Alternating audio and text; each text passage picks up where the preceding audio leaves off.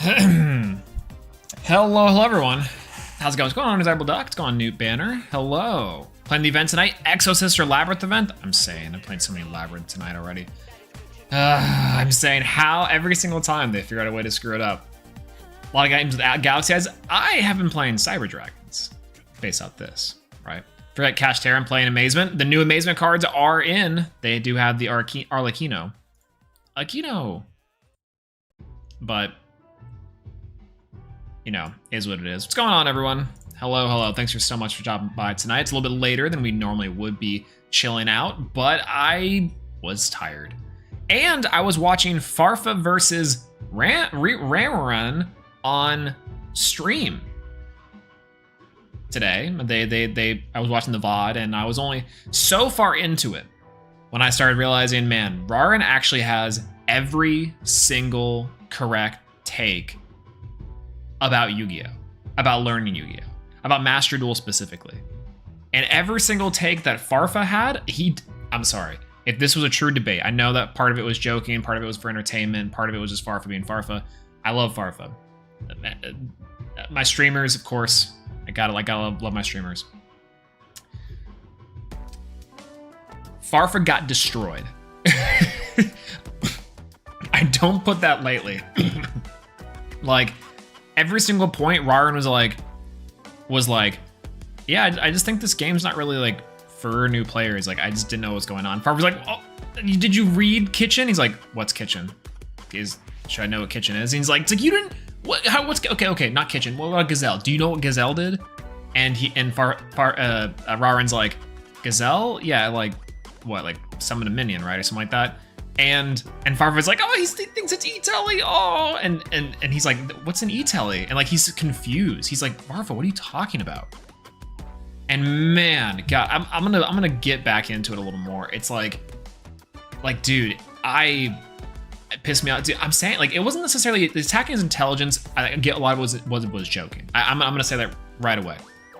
Oftentimes, and I think inside of this, Farfa was joking a lot, maybe for like the video, for the stream, kind of similar how he did with the Act Man. He like, you know, just kind of talked to him and joked around a little bit. I get that, right? He was saying like, you know, if Rush Duel is a game for kids, so if you can't handle that, like, I get it. The delivery was a little bit like off, 100%. Did I cut my hair? I didn't cut my hair. It's gonna overcook anime. It's in a clip. I had my headphones on, but then I was like, my ears are getting a little hot, like this. And then also my music is so loud in my ears that I can hardly hear myself, so I have to talk like this the entire time. Which, you know, is fine, but like, you know, I don't know how it really works. It makes me sound like I'm having to talk like this because I can't hear it through the headphones, which is hilarious. But then, anyways.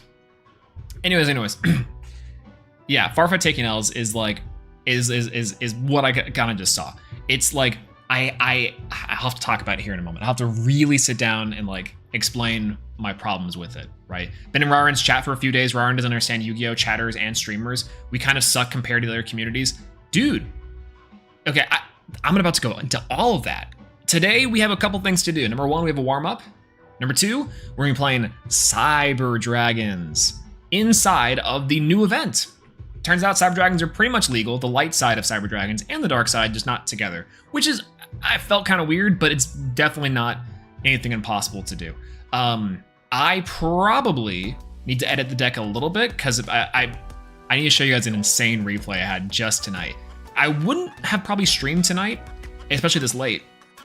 But the funny part is I sat here and I was like, man, I'm having a lot of fun in this event with Cyber Dragons, and I need to stream this. You guys need to watch the gameplay. I need to be able to like pop off because this was so much fun. It was so much fun. So, do you think that Cash? Do you think that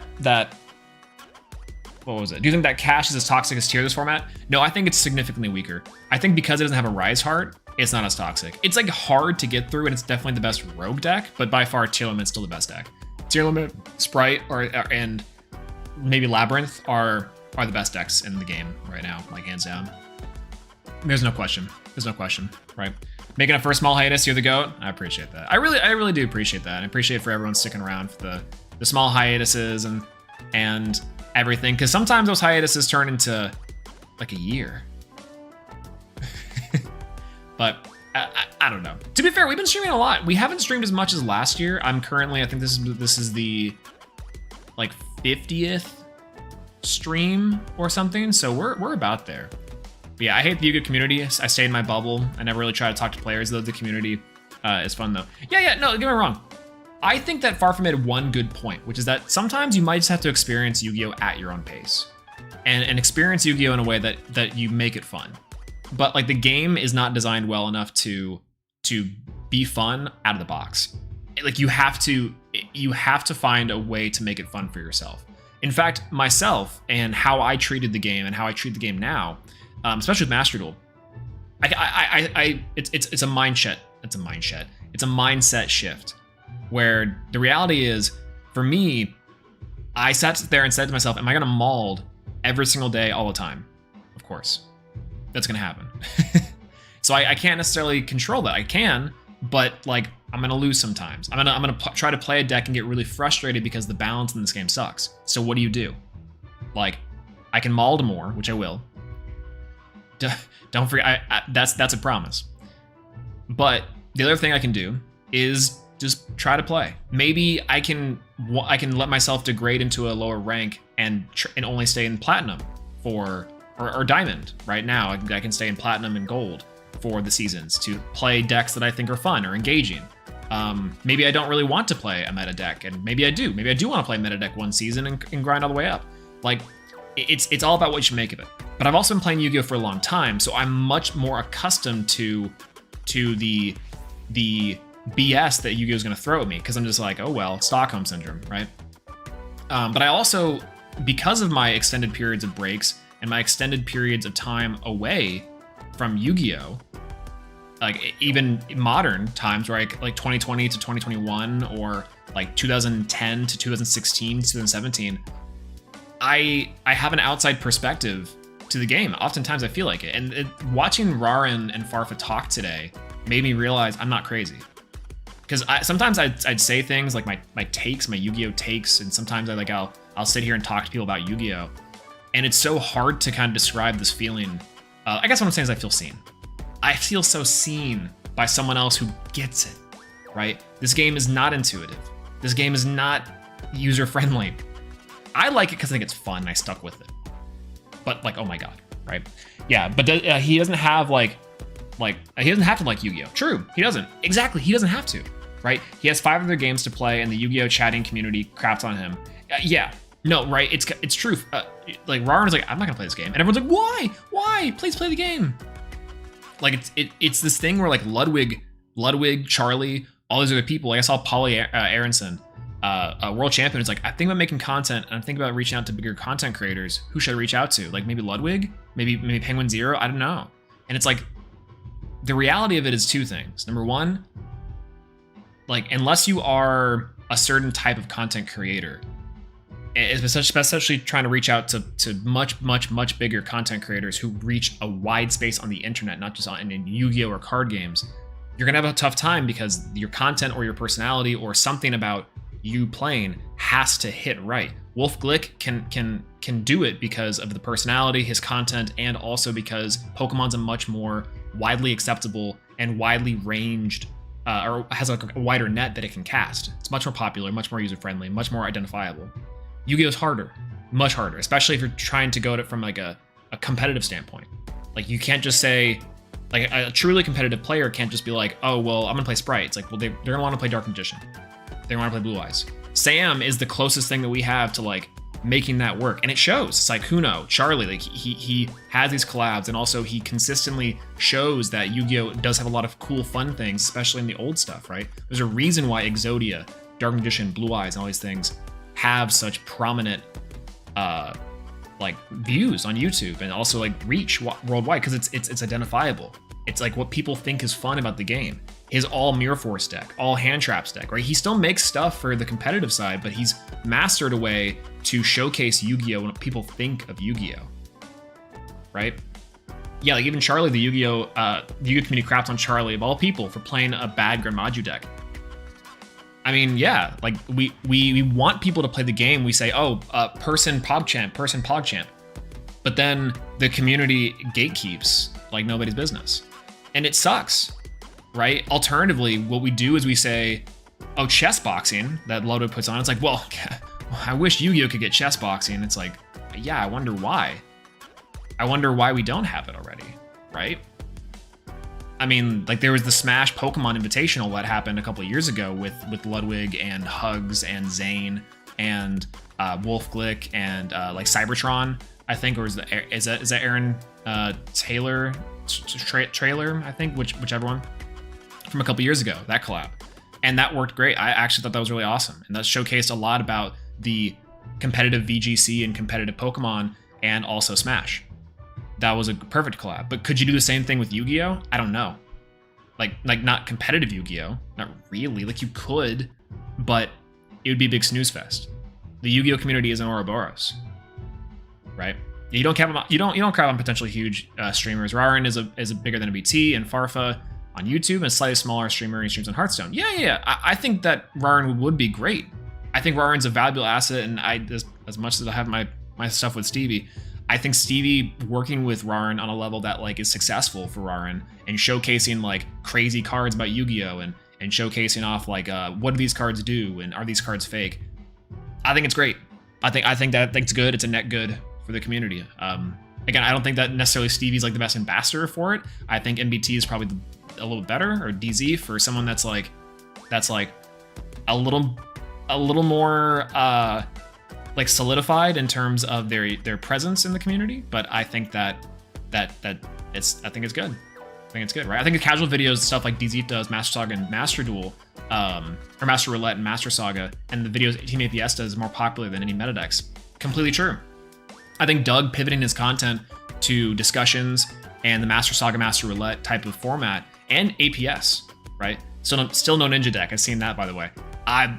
Where is it? Give it to me. Whatever. Like that. Those things are great. SEMO as well. Like the reason. Let me. I guess we're gonna talk about this, anyways. So we could go into it. First things first. Before we do anything, let me go ahead and we're going to. All right, here we go. Hopefully it's gonna show. Yeah. Okay. First things first. Let's do this, and then we'll go on to our energy. First things first. Get our daily challenge. So no. We'll talk about this. We're on it. I'll come back to that. All right. So I watched this. This is the Farfa Raren VOD, where Farfa talks to Raren. And do your dailies? I guess I really should. We're gonna do this. We're gonna do it after we talk about this. And like, yeah, even look how community is super hateful in general. They overreact to everything. That's also true.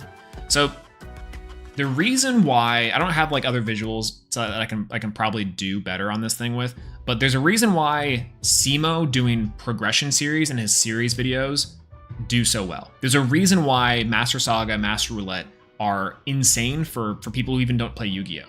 There's a reason why like casual stuff for Yu-Gi-Oh or making Yu-Gi-Oh appear as if it's fun works. But then when it transfers into people playing the actual game, aka Master Duel or Duel Links or like the card game, the physical card game, it doesn't work. And it's because it's not fast, question mark.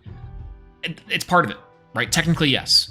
The short of it is yes, because it's not fast, because the players can comprehend stuff that's happening, right? Raren points out a very good point, which is that like before he could even read the next card, there was 3 things happening. MBT talks about how it's not intuitive to know when your opponent like plays branded fusion, or alternatively, like let's say for example, you have like a set card in the field that you don't really know what it does. They activate it. You can't quite see the line, right? That does take playing Yu-Gi-Oh a lot to kind of understand that a deck should be playing, let's say for example, 2 copies of Eldlik the Golden Lord.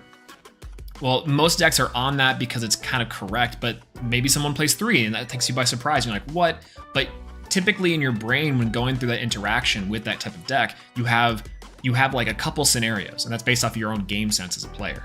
A new player is not going to know. They're not even going to know really what that does. They're going to be like, okay, summons a Golden Lord or a zombie. Okay, summons the Golden Lord. Summons the big old zombie guy. And it's like, oh, okay, cool. Okay, I got that. That's cool. I guess it summoned a guy out.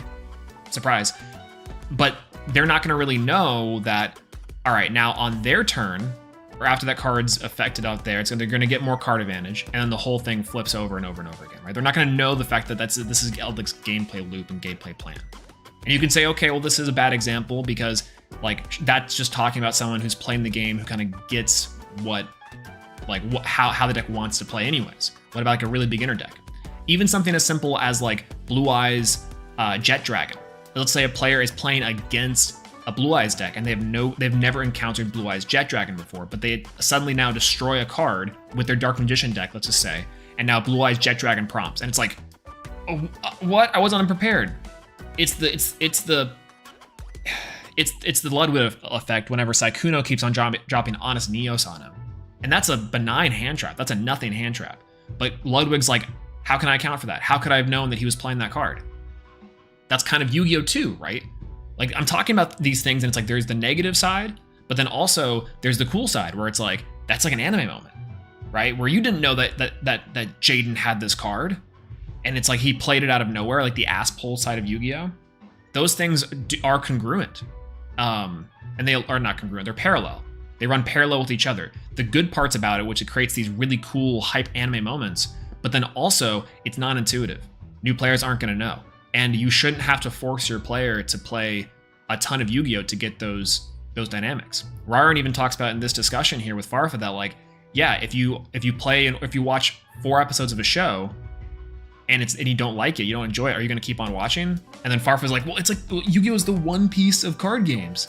Like, people say, trust me, Rogue, it's good up to 700 episodes. And again, this is Farfa's joking and he's like playing around. But the reality is that is how a lot of people see the game, or see a lot of games. It's just like a sunken cost fallacy, right?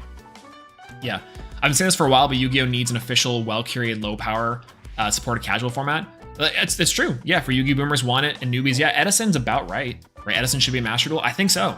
I think that they need to do a better job of having a slower competitive stuff, right? So yeah, that's when I knew. That's when Farfa knew he lost. Right? It's like it is. He's joking. He's trying to make this a little more entertaining for like a video or for clips or through whatever. And I understand that completely. Like he's not necessarily being entirely genuine here. Genuine's like a harsh way of putting it. He's not being entirely serious here, I guess is the way to put it. Like, because that's a bad argument, right? Because the reality is that Rarin makes extremely good points. He's extremely well versed in this. He has no problems talking about this and talking about Yu-Gi-Oh! In a way that's productive, but also criticizes a lot of what Yu-Gi-Oh! Is. Now, he does say that he's not going to play Yu-Gi-Oh! Again, which is like defeatist. And yeah, but to be fair, after 4 hours of playing a game after never playing Yu-Gi-Oh! Once, that's kind of telling. But I mean, sure, he says that. He also says that, like, talks about like set rotation and how Yu-Gi-Oh's frustrating with set rotation. To talk about this point a little bit further, I think that Rarin, I think that me personally, and my own take on this is that like I think set rotation would be completely fine.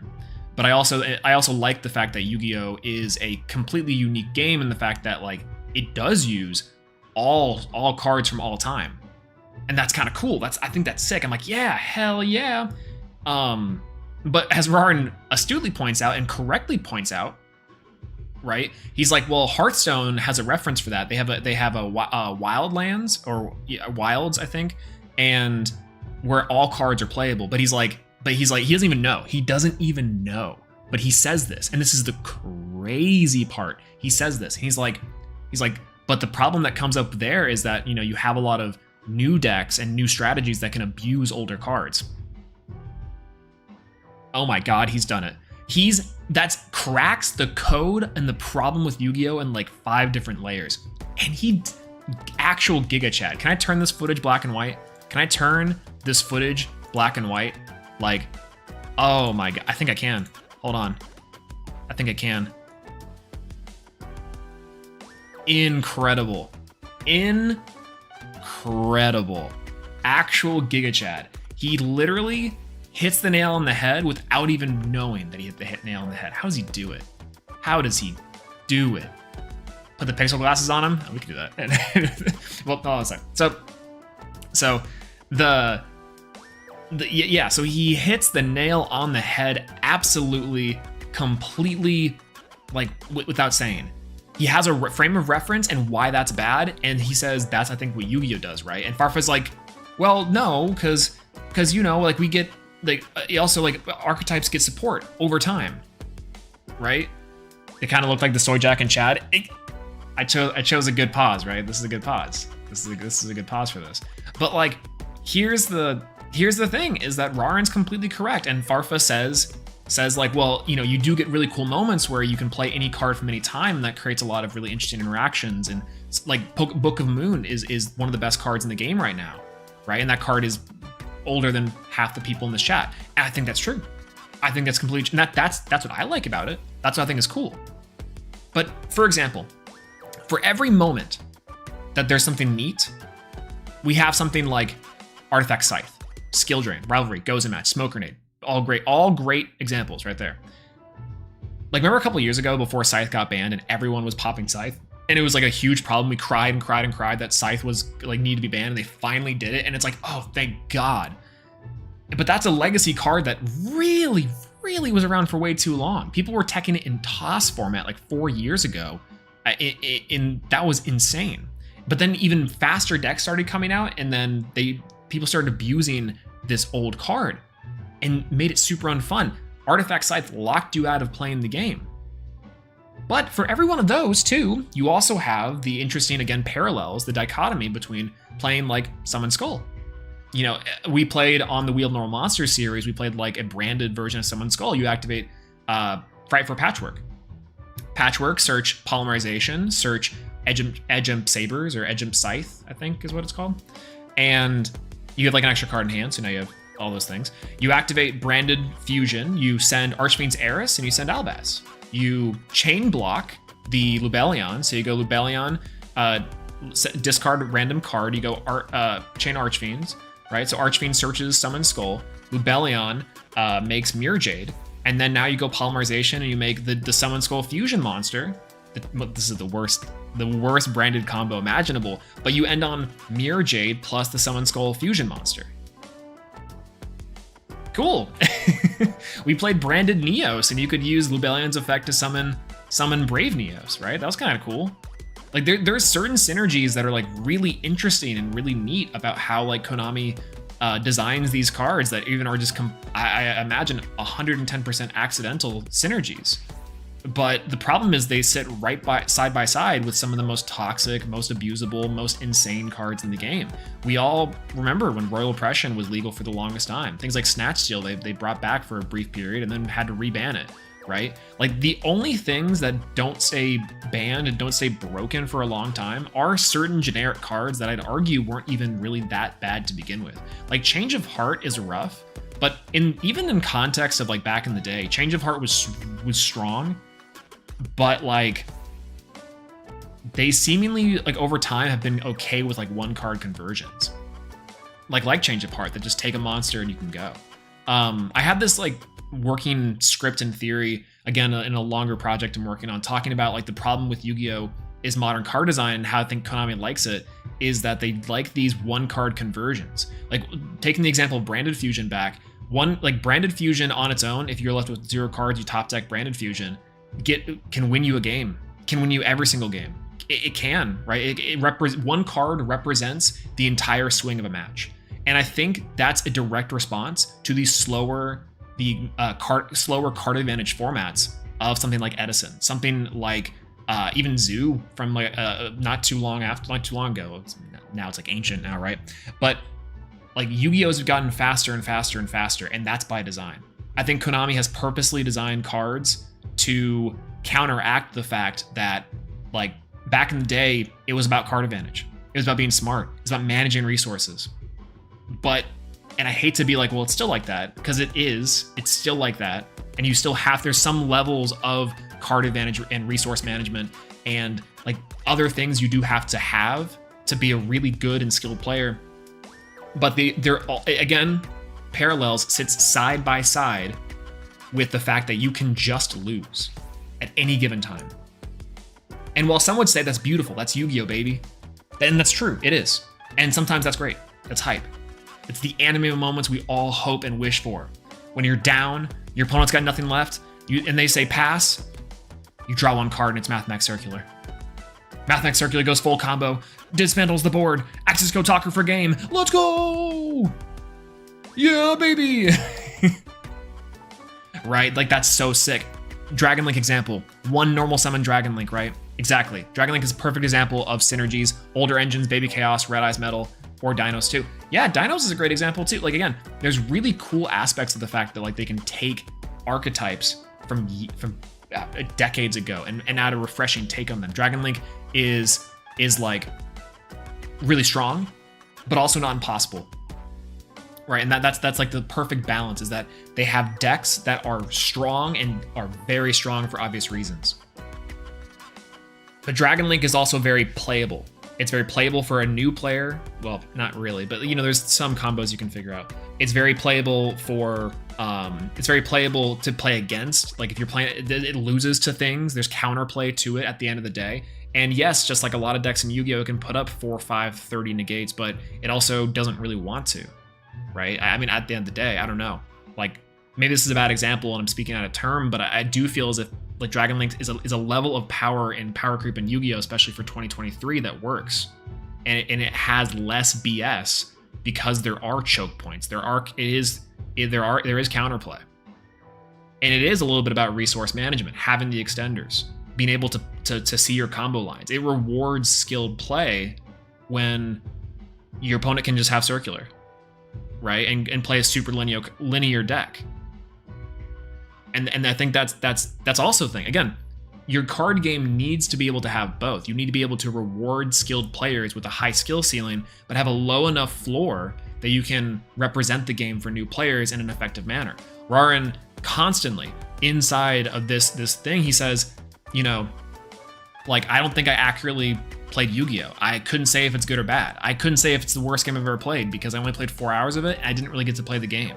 Either my opponent was like won and they just curb stomped me, or I was doing the one stop. I was doing the one stop though. I was the one doing the stomping. Wow, why was that so hard to say? And that's like the thesis. You know, we talked about this yesterday about the price keeping, and we talked about it yesterday about like the new player curve and how hard it is to get new players into Yu-Gi-Oh! But the true reality of it is, like, regardless of price, and that's going to come up in, I'm sure, later, is that even for Mastery Duel, something that we just talked about that kind of avoids the price gate. It's the fact that, like, Rarin's right. Rarin is 100% correct. Rarin is 10 billion% correct. Right? Didn't expect to stream today. Nice to know. Didn't arrive late. No. We're just late. We have been streaming for, you know, half an hour maybe, a little bit of intros, and we're just talking about this discussion that Farfa had with Rarin, and it's interesting. Yo, what's going on, Frost McGrievous? Hello, just came in. We playing Cyber Dragons. We're talking about a little like, minor drama with Farfa and Rarin, talking about new players in Yu-Gi-Oh! And we're kind of getting a little philosophical with it, but we are playing Cyber Dragons very shortly after this. We have the new event that we're going to be playing, and I've been having so much fun with Cyber Dragons. I need to show you guys this insane replay I had. It's going to probably be on a clip, and it's probably going to be on a short, because God, it was so good. It was so funny. I love it. I wish someone gave Rarin a Sword Soul deck. The deck is powerful, easy on the surface, obviously a deck that can be complex at high level. Ooh, interesting. I think that's a good take.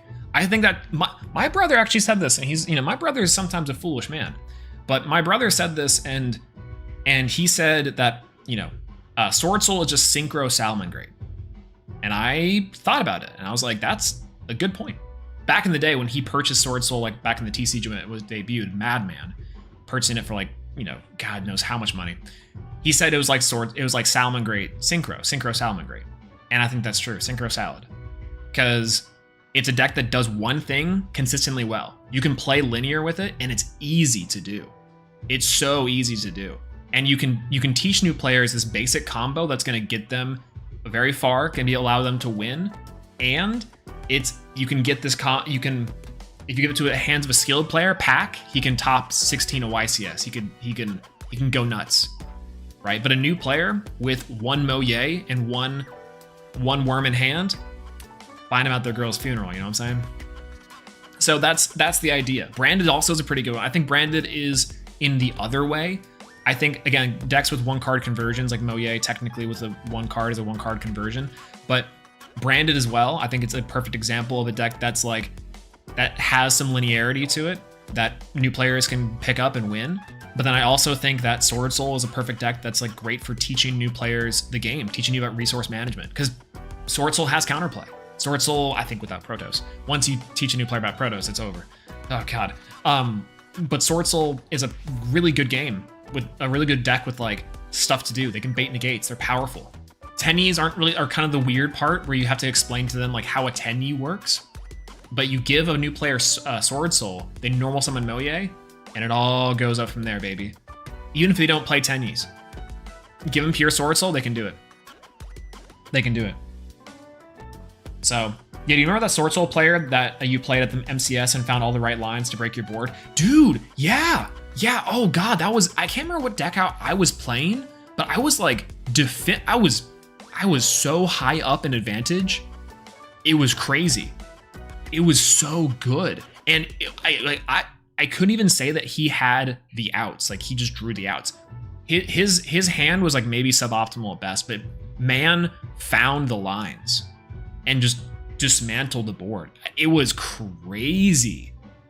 It was crazy. Yeah, it was awesome. Like, Sword Soul God, I'm saying. Well, I mean, like, really good Sword Soul player. Like, just broke apart the board. And it, again, wasn't like he was just clicking, going through the motions. He had to sit there and think about stuff for a second. Like, I remember the turn taking a long time because it was like, is he gonna do it? Like, I was on my seat because the back and forth was good. I think that he was taking his time to figure out what's the best course of action for breaking the board and maintaining advantage. That was crazy. That was awesome.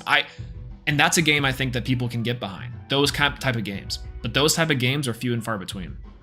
Like, quite literally, I think that, you know, directing Rarin to play Salomon great, or Farfa's example of saying you should stuck on Dragon Maid. Finding the right deck to teach someone with is hard because ultimately speaking, like, Rarin makes a good point where it's like, you know, Master Duel, and Farfa does make this a good point too, where it's like Master Duel just dumps you into the competitive environment, where other games kind of teach you something. Like Hearthstone gives you a full deck to play, and you can kind of just like a full meta ready deck to play, and you can just go and have fun. For Yu-Gi-Oh, it starts you out with the Link deck, which is not very good. It starts you off with the better of the three because it has Mystical Space Typhoon. It's the one with Colossal Fighter in it, the Synchro deck, which is not very good, and then the Blue Eyes deck. So out of these three decks, a completely new player who has only familiarity with the anime is probably just gonna be like, okay, log in, tutorial. Okay, cool, that was not bad, that was not bad. Click Blue Eyes. Oh, yeah, I like Blue Eyes, sure. Blue Eyes is up there, let's click Blue Eyes. I don't recognize the other two. And then that's like, that's how they go. They go with Blue Eyes, and then they move on, right? Yo, what's going on, Hyper Guy? Hello, how's it going? Good to see you again. How the apartment stuff work out, by the way? But you get tosses a new episode? Oh, that's right. Yeah, the other day, just randomly see it pop up. It's crazy. But yeah, besides when you beat Sprite with Heroes, legendary game, that game was also good. That was also a really good game. Us breaking the Sprite board, that was a lot of fun. The Sword Soul game was your most entertaining game. It was good. I like those games a lot. That's why I fell in love with Sidra. Right. Yeah, I used to play Hero, but then started to get more combo-ish. I started to fall off because I just can't. I don't have peace of mind for 10-minute combos. Sydra's a good deck, I think, for also teaching new players about some things, right? Because it's a slow enough deck to where it has combos, but also it's not like this crazy hard thing. It has OTKs, it's got good negation, it's got powerful monsters, right? Like, it's nuts, you know? Yeah, I should get my story. I learned Yu-Gi-Oh! in 2022 by playing Master Duel. I started with Invoked player by doing research and learned from more experienced players by going over my losses. Invoked's actually not a bad deck to learn with either, like a competitively decent thing, right? It required a lot of dedication and maturity, but I'm really glad I did it. I love this game.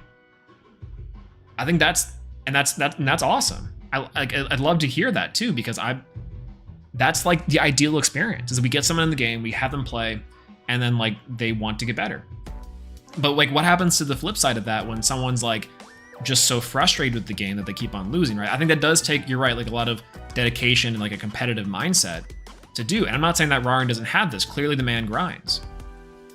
But I think that there's a truth to the fact that you shouldn't require your players to go through anything, right? You shouldn't require your new players to go through any type of VOD review or any type of like like stance, they should just be able to pick up at least a deck and play. And so, you know, with Yu-Gi-Oh having 10,000 cards and no set rotation and like the anime as the biggest funnel into the game, it's like, well, what do you do? Yeah, some people say, well, you have to have a guide. You have to have a spirit guide, like a person to show you the ropes. That's gonna vary. That's gonna wildly change your game. You can, like, again, I bring up Street Fighter 6, and I'm very fortunate to have really good Street Fighter players in my circle, but also like, you know, friends that I've had for over a decade, that have been playing Street Fighter since they were, you know, kids, and so they're always encouraging me to play Street Fighter and have great pointers and tips and can talk about my neutral and can say, hey, actually work on these inputs. And luckily, I play one of the characters that one of my friends does play, and it's really good, right? Like as much like crap I'm sure I give them, they are a positive experience and entryway into the game for me for Street Fighter, a game that I'm less than familiar with, right? Like quite literally, one of my best friends of like again over a decade sat there with very patiently in his apartment one evening years ago, and was like, okay, let's teach you how to do a crouching medium kick fireball. It took me like 6 hours. It wasn't like 6 hours, but we started late, and it was like morning before I finally got it, because I was just like, didn't know where to start. I was hopeless, absolutely hopeless. And he sat there very patiently, right? He was like my guide into this game, truthfully. And so, but why I bring this up is because for Yu-Gi-Oh players, not only one, are very volatile, but two, aren't really that patient. And number three, so even if they are, people's opinions on Yu-Gi-Oh like are varied, so varied. Rarin could have someone walk him through the game and tell him this card's good, this deck's not good. Some people aren't gonna know, okay, well, this deck wants to accomplish this, and this deck is like, here's how I play this deck, right? You don't really have that. And that's because of the fact that some people just don't even touch archetypes. If someone said, hey, Swolelax, could you teach me pendulums? Sorry. I like pendulums. I played Pendulum Edition for a very short period of time. I played the Pendulum FTK. I know what Pendulum wants to do, but Pendulum is like, I can't. I couldn't walk someone through Pendulum except for Valance. Valance is like, but I've played Valance, right? But I can't pick up a general Pendulum deck and coach someone how to play that, because every person's what's the there's like a meme where every copy of a game is personalized. It's like the iceberg. Everyone's Yu-Gi-Oh experience is personalized. That's the iceberg, right? I'm in the middle of learning Thunder Dragon. Class is good. Class is very good. Broken, someone said. And the sense that I saw a boss monster with the sword soul, I've always tried it. Heard you guys talking about. Yeah. No, that's a good way of like, and how a lot of people do. They see a card or a deck they like and they want to experiment, right? Yeah, I think you should. I think making a video on your experience would actually be a great thing to add, right? Honestly, learning Yu-Gi-Oh is like learning to play Dark Souls. The best comparison I can make. I think that's very generous to Yu-Gi-Oh. I think that's giving a lot of thought to the design of Yu-Gi-Oh and saying that Yu-Gi-Oh is like the Dark Souls of card games. I mean, that's the meme, right? But reality is, right, it's hard, right? Everyone's Yu-Gi-Oh is the bottom of the iceberg. What's that? Like the background music, the I don't know. But yeah, Pain's like that also, right? I feel like we need a play submit as a masterful, kind of, right? And it's like, yeah, given the fact that Yu-Gi-Oh is such a high barrier of entry, the skill floor for Yu-Gi-Oh is very high. Regardless if whatever deck you play, you're going to be facing up against people and against decks that are like 10,000 times as strong, and that's hard, right? It's comparable to Nioh or Ninja Gaiden. Yeah, that's probably like not that bad of a comparison. Actually, that is a good comparison. That's not a bad comparison. Like, those games specifically are very unforgiving, right? And Dark Souls in the same way. I think Dark Souls is just better designed, right? But those games do beat you up a lot, and they're going to, but then if you stick with it long enough, like, you might like it. But I think those games have a shorter conversion time. I really think so. And maybe that's not true. Maybe I just contradicted all that by saying that that's a good comparison. Maybe it's not. But like, I think with video games and other games of similar nature, Dark Souls, Ninja Gaiden, what's the other one? The Shadows Strike Twice. Can't remember that one's name. Similar Souls-like, right? I don't know. But yeah, and then most of us have a Kaiba syndrome. That's very true.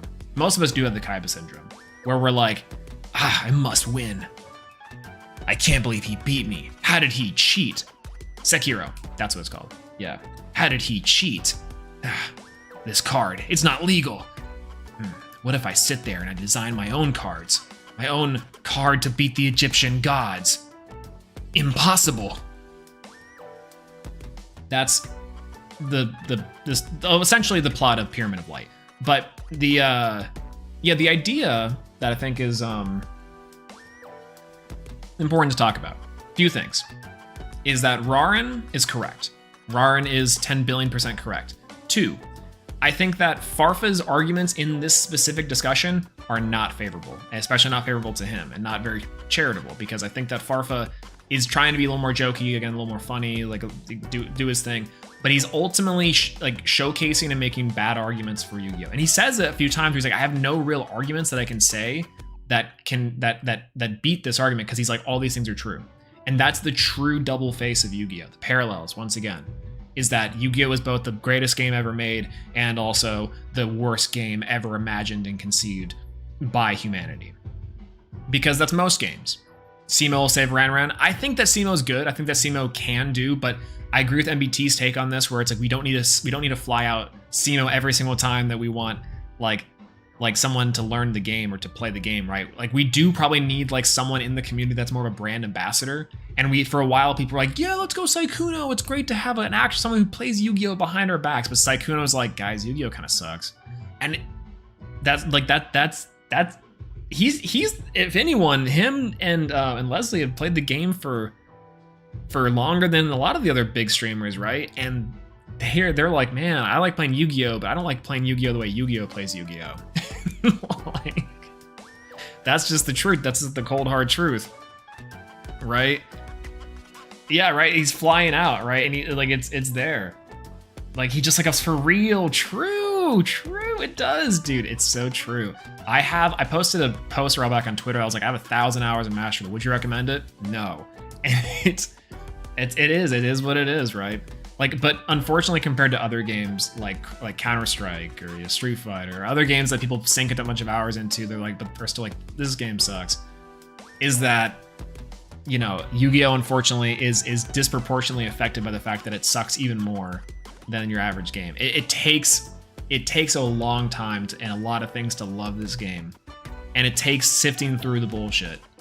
And if you can stick with it, it can be very rewarding. But I don't think that's what anyone should have to go through. I don't think that's necessary. I think that there should be ways to engage with this game and fall in love with it. I think that's why Master Saga, Master Roulette, and specifically Master Roulette are the best series for Master Duel. And why I think that Progression series is very popular, because it meets Yu-Gi-Oh! On a level that I think we can all relate to. It meets Yu-Gi-Oh! At a fundamental base rule, and then it says, here's the game. Right? We even get frustrated when progression doesn't work the way we think it should or want to, right? When things are too unfair, right? Because we cry and say, ban this, ban that, DM staples, because we start to get invested in the fact that, oh, we actually like progression series too, right? It speaks volumes to the fact that you can take the idea and concepts of Yu-Gi-Oh! And present them in front of people in a way that's completely unique and completely digestible and fun, right? It's fun and engaging, especially when you mix some of the best personalities inside of the entire community. What I think is not productive, though, what I think is not good, is something like, bro, trust me, it's good. Bro, trust me, you should stick with it. Bro, trust me, you're bad. Bro, trust me, give it another chance, because it sounds desperate. It sounds like we don't know what we're doing, which we don't. It sounds like we don't have a good grasp on our game. We don't. And I think that's true. I think that it's hard for us to sell this game to new players for a lot of reasons. And one of them is the inherent design of Yu-Gi-Oh!, but also because we don't do a good enough job of advocating for the fact that, like, maybe Yu-Gi-Oh! Is not for everyone. And that sucks, right? Can we make the game for everyone? Of course we can. But I think if new players, and Rarin makes the best point in this video, and he says that new players are going to be experiencing it by themselves via a digital platform like Master Duel or Duel Links, that they're not going to have a good time. And it's hard to argue because, again, that's an inherent problem with the design of the game. The design of the game does not do a good enough job of teaching new players like the intricacies of modern Yu-Gi-Oh! And does need to start off people slower. Because that's what people know. They know activate Mirror Force. Mirror Force is powerful. They know a Dark Magic Attack and Blue Eyes Blazing Strike, White Dragon Buster, but they don't know what a U-Link combo is and a Sprite end board ends with a Sprite Elf and why Sprite Elf is banned. People think Exodia is limited for a reason. People thought the Egyptian God cards were banned, right? Those are the people that I think are kind of what we're doing, right? So basically just make a draft / shield format, kind of. I think draft and sealed and speed duel, like the speed duel box sets, are perfect ways to get new people into the game. I remember playing one night with my bros, like, hey, you want to try out some speed duel stuff? I just bought this, and it was great. We had fun. We had a good time. Like, there was clear balance issues when we were playing at the time, but like, I would love to have like just crack open a few brewskis, like play with the bros on like the little like some draft thing or the speed duel constructed decks. That sounds fun. That I think you can experience the stuff that people like about Yu-Gi-Oh! The trap cards, the crazy anime comebacks, the powerful monsters, and I think that's great. Right? Why play Yu-Gi-Oh! When you can play SF6? I was just singing the praises of Street Fighter 6. I was just saying that one of my good friends for over a decade, you know, sat there super patiently, was like my spirit guide, and I think that's something that Yu-Gi-Oh! Players don't have, right? Man sat there overnight watching me fail down forward fireball for hours, but still said, "Good job. We'll start again later." Right? And anyways, so like this is yeah. Oh yeah. That's a good point. It was cringy that Farfa kept throwing jargon at him. Yeah. I forgot to bring this up, and this is definitely someone's racing outside my window.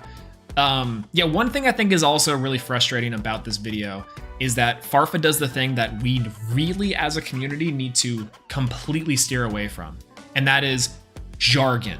God, I get it. And I get it for one reason. Yu-Gi-Oh! Is a time investment game. And what I mean by this and why this is damaging is because, like anything that you sink your time into, right? Yu-Gi-Oh!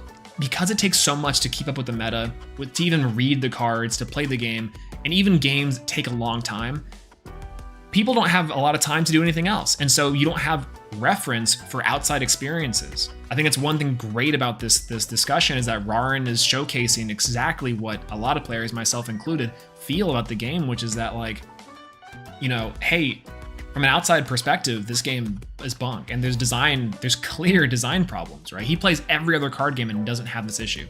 But anyways, I digress. The thing is that, like, Yu-Gi-Oh! Players in general don't have a concept of anything outside of Yu-Gi-Oh! Really, they don't, right? And it's like Yu-Gi-Oh! Yu-Gi-Oh! Player not trying not to reference Yu-Gi-Oh! Challenge Impossible. And there's no way of putting it like better other than the fact that Farfa was saying stuff like did you like Kitchen? Did you get the effect of what Kitchen did? And he was like, Kitchen? What's Kitchen? Should I know Kitchen? And then Farfa was like, what about Gazelle? Did you know Gazelle? And he's like, yeah, Gazelle like summoned a minion, right? And Farfa was like, we didn't even read Gazelle. Little bro thought Gazelle was an E-Telly. And he's like, I don't even know what that word is. And then everyone in chat's like, he didn't read it. Oh, and it's like, that's not this epic own. That's sad. Like, I'm sorry. Again, I like Farfa, and I like a lot of Yu-Gi-Oh! Streamers and a lot of Yu-Gi-Oh! Players, but that's kind of sad, is that, like, we can't make fun of Rarin for not knowing what an E-Telly is. That's like saying, oh, you activated Salamangreat Circle, and it's like, you didn't know what a Rhoda did. It's like, yeah. When I was at my first locals coming back to the game, people were saying things like Garnet, and like terminology. I was like, oh, I don't really know what that is, right? And on the other thing is that, like, I was more concerned. I didn't even know what, like, problem solving card text did. I chained a Ghost Ogre to an effect, and they were like, oh, I have to target first. I'm like, what? And they're like, yeah. And they handed me this card to read, and I was like, oh yeah, no, I still got it. I chained Ghost Ogre to your effect, and he's like, no, I have to actually target the card first, and then you can respond. And I was like, oh, that's what the new player experience is like. The new player is not going to know what a Garnet is, or a Rhoda, or a Stratos, or an E-Telly. And I think that we really need to get away from doing that. Even earlier on a more benign level, Farfa says something like, yeah, I mean, like, yeah, no one's gonna, realistically, cell rotation doesn't exist because people aren't gonna play Mechanical Chaser. Instead, they're gonna play like some of the new cards. And Raren's like, oh, like, because of like power creep, right? And he's like, yeah. But even instead of saying something like Mechanical Chaser, he should have said, no one's gonna play an old school monster like Mechanical Chaser, which is, you know, like this like was the biggest beat stick. He can even have some jargon like beat stick or vanilla, excuse me, in there, and you know, and say that, right? Like he could say you have to be able to describe it to a user. I'm someone who has a background specifically in user design and user experiences, and even now in my current job, I help design systems and help run certain processes that can make things easier, not only on users, like actual users, like employees, internal or external, but also on like departments. Like, hey, like this process that we use is not efficient. Let's try to break it down and make it as user friendly as possible. But even verbiage like jargon is very rough, right? What's going on, Lazy Lee? Hello. How's it going? Looking clean today? Thank you. We have our hair back a little bit. We've been talking about this Raren thing, and this has been like, I've been monologuing for like an hour, but my what's it called? My lecture, if you will, Professor Swolelax. I still don't know what an e-tele means. E-tele is just a reference to emergency teleport. For a while, like, what ends up happening is that there's a card that's really strong in the meta, but it does something that's pretty normal. As far as normal, it's pretty like common for other cards to do. So if, like, for example, a spell card or like a trap card that summons a monster from deck with like barely anything going on, it's like, you know, people are like, oh, it's just an e-tele, meaning that it just summons. That's it. Like, it just summons a guy with a certain criteria, which, like, a Stratos is like a monster that searches. Like Ladybug is technically a Stratos for stuff like that. It's not hard to get the concept or grasp, but you shouldn't be doing that to new players, and you really shouldn't like do that stuff. Yeah, it's like, yeah, no, exactly. It's really easy to explain, but Farfa could have done that, right? Farfa could have just been like, oh, okay, so like, no, like, I'm saying politely corrected him. Like, there's no good way of saying this other than like, just don't throw jargon at him and be like, he didn't know. It's like, that's not the epic own we think it is. Raren didn't read the card is valid but like he didn't read it not because he didn't like understand, which is probably true too. It's because he played for like 4 hours. He's not gonna know what this stuff does, right? Yeah, like quick launch, rotate. They're all like they all like circulate. You can like interchange some stuff. Like it's a towers, right? I think the major problem is that all TCG have weird jargon. You still don't know what slang for the card is, and just gets hard. Sorry. I still think the major problem is that all TCG have this weird jargon issues, which if you don't know what slang for a card is, then it's hard to get a prime example. I tried Magic the Gathering and it didn't know jargons for it. Yeah. No, that's a good point, right? Yo, what's going on, Daniel? How's it going? Hello, good to see you. We're going over more drama, shocker. But no, that's correct. Like, yeah, I think you mentioned earlier too that like things like brick, vanilla, aggro, control, beater, beat, like those things are pretty transferable. And Farfa mentions that too, that like, you know, like other stuff like that, right? What does Gemini even mean? I'm saying, right? Like saying things, it's like, oh, it's a shuffler. Yeah, you can kind of get that. That's jargon that kind of makes sense. But saying things like it's a Stratos, they don't know what that means. Oh, it's a Garnet. What? Unique to Yu-Gi-Oh jargon. But don't throw that at new players. That to me was like one of the things I was like, God, no, don't do the thing. It's sad. It looks sad. It looks bad on Yu-Gi-Oh players. It does. It really does. And I hate to say that. Again, I like Farfa. I think he's funny. I love his content. But I think that like those things don't work in terms of like, again, the man played 4 hours and we're expecting him to do things. I know Farfa was joking. I know Farfa's like playing it up a little bit, but it's not a good look. It's not a good look. It's not a good look, even for a genuine or like a genuine conversation about like the problems that Raren was facing. Yeah, spin, bounce, and pop or jargon as well. Yeah. No, like saying like, oh, I pop this card. You can kind of assume it like destroys or sends it away, right?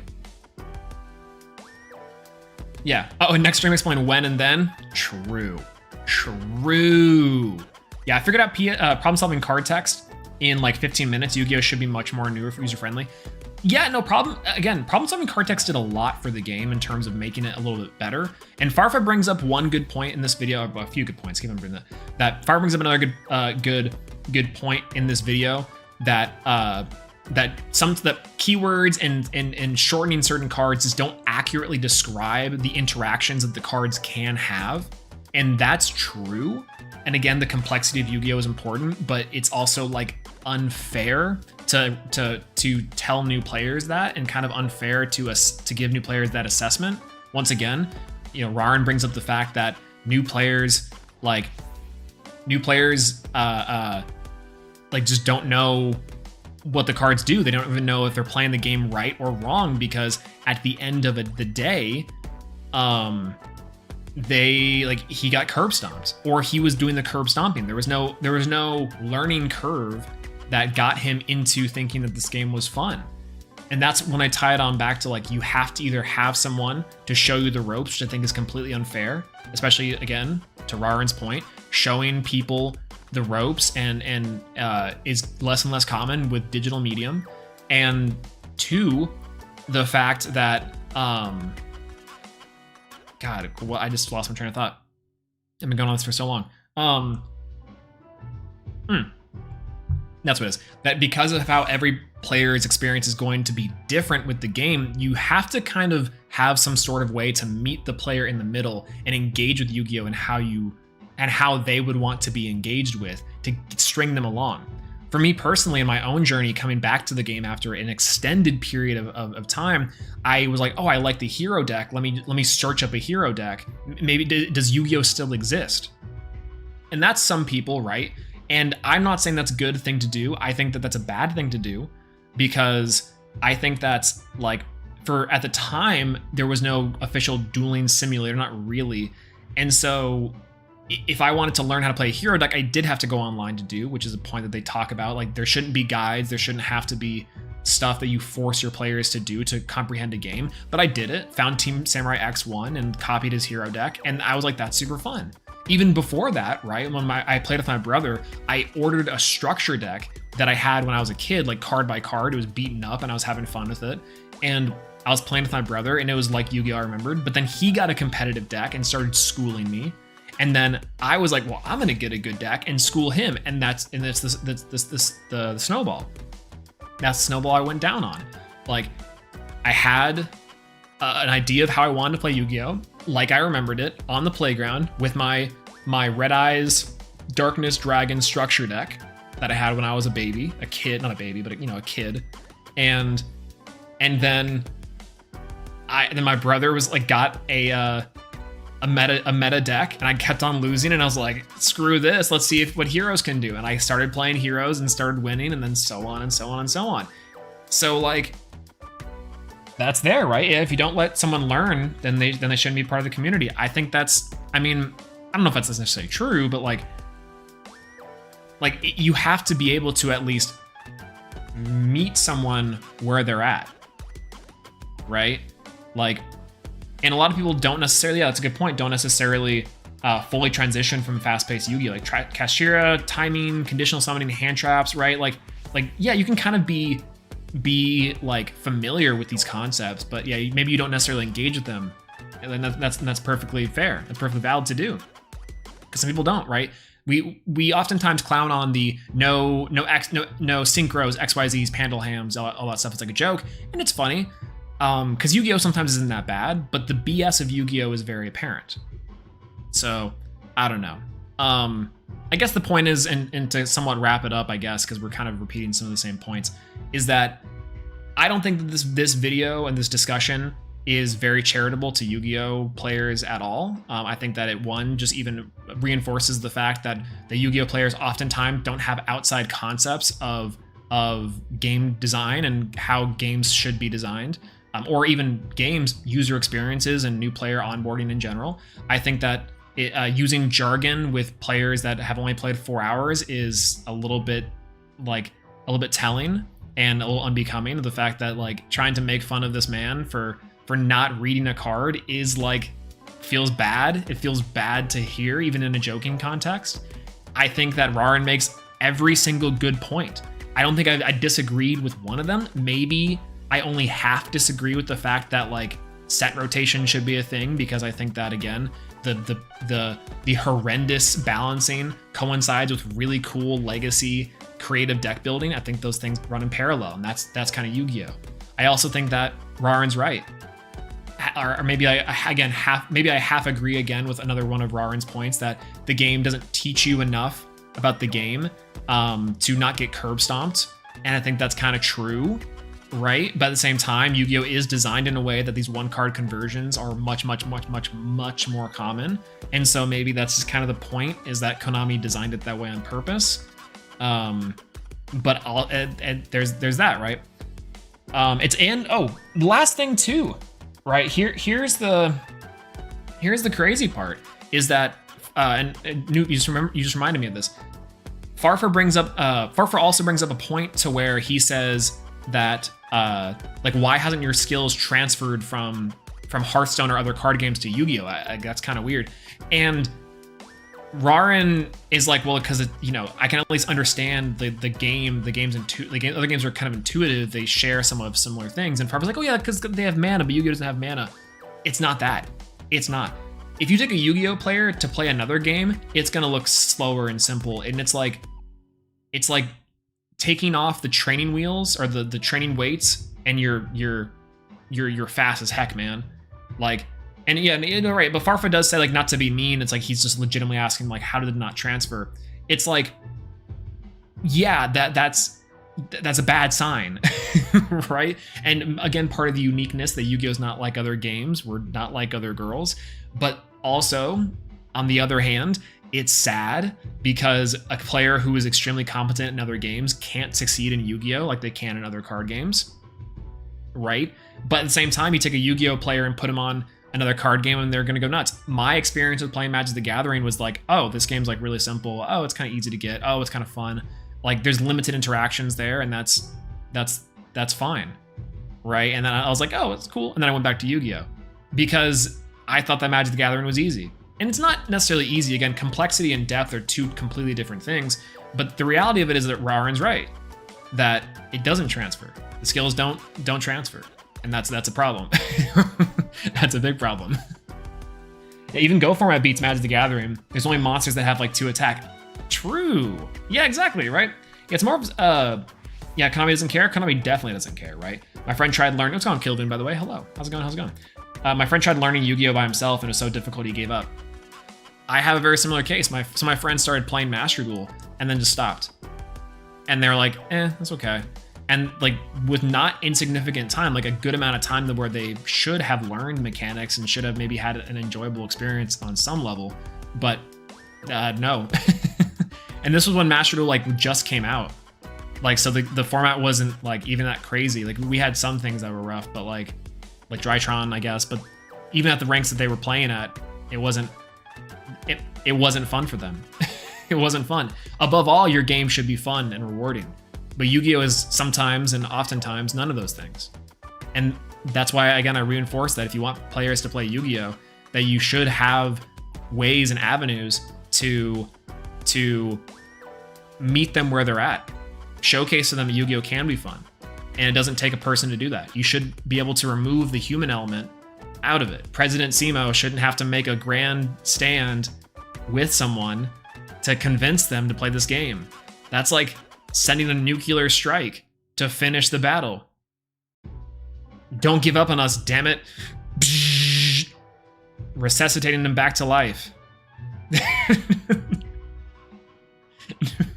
We shouldn't have to call the doctor.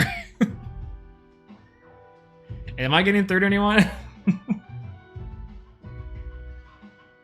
Right? Like, this is what I've been saying this. And it's kind of somber, right? Yeah, apparently the two-player structure deck got delayed. What a coincidence. Shocker. That sucks. I was looking forward to that one a lot, actually. Yeah, structure decks just come with the person who played the game. True! Very true. Actually, they can do that with AI, right? They can just be like, go to this QR code. And it's like, hello, my name is Yugimoto. And this is definitely not an A version of Dan Green. and welcome to the Duel Simulator. Do you have any questions? Yeah, can you tell me, like, so this tier limit chain link, how does this resolve? Well, it like, it starts like repeating and breaking. It's like analyzing the chain. Chain 1, Kalos. Chain 2, Imperm. Chain 3, Agito. Chain 3, and it like dies. That's how it would go.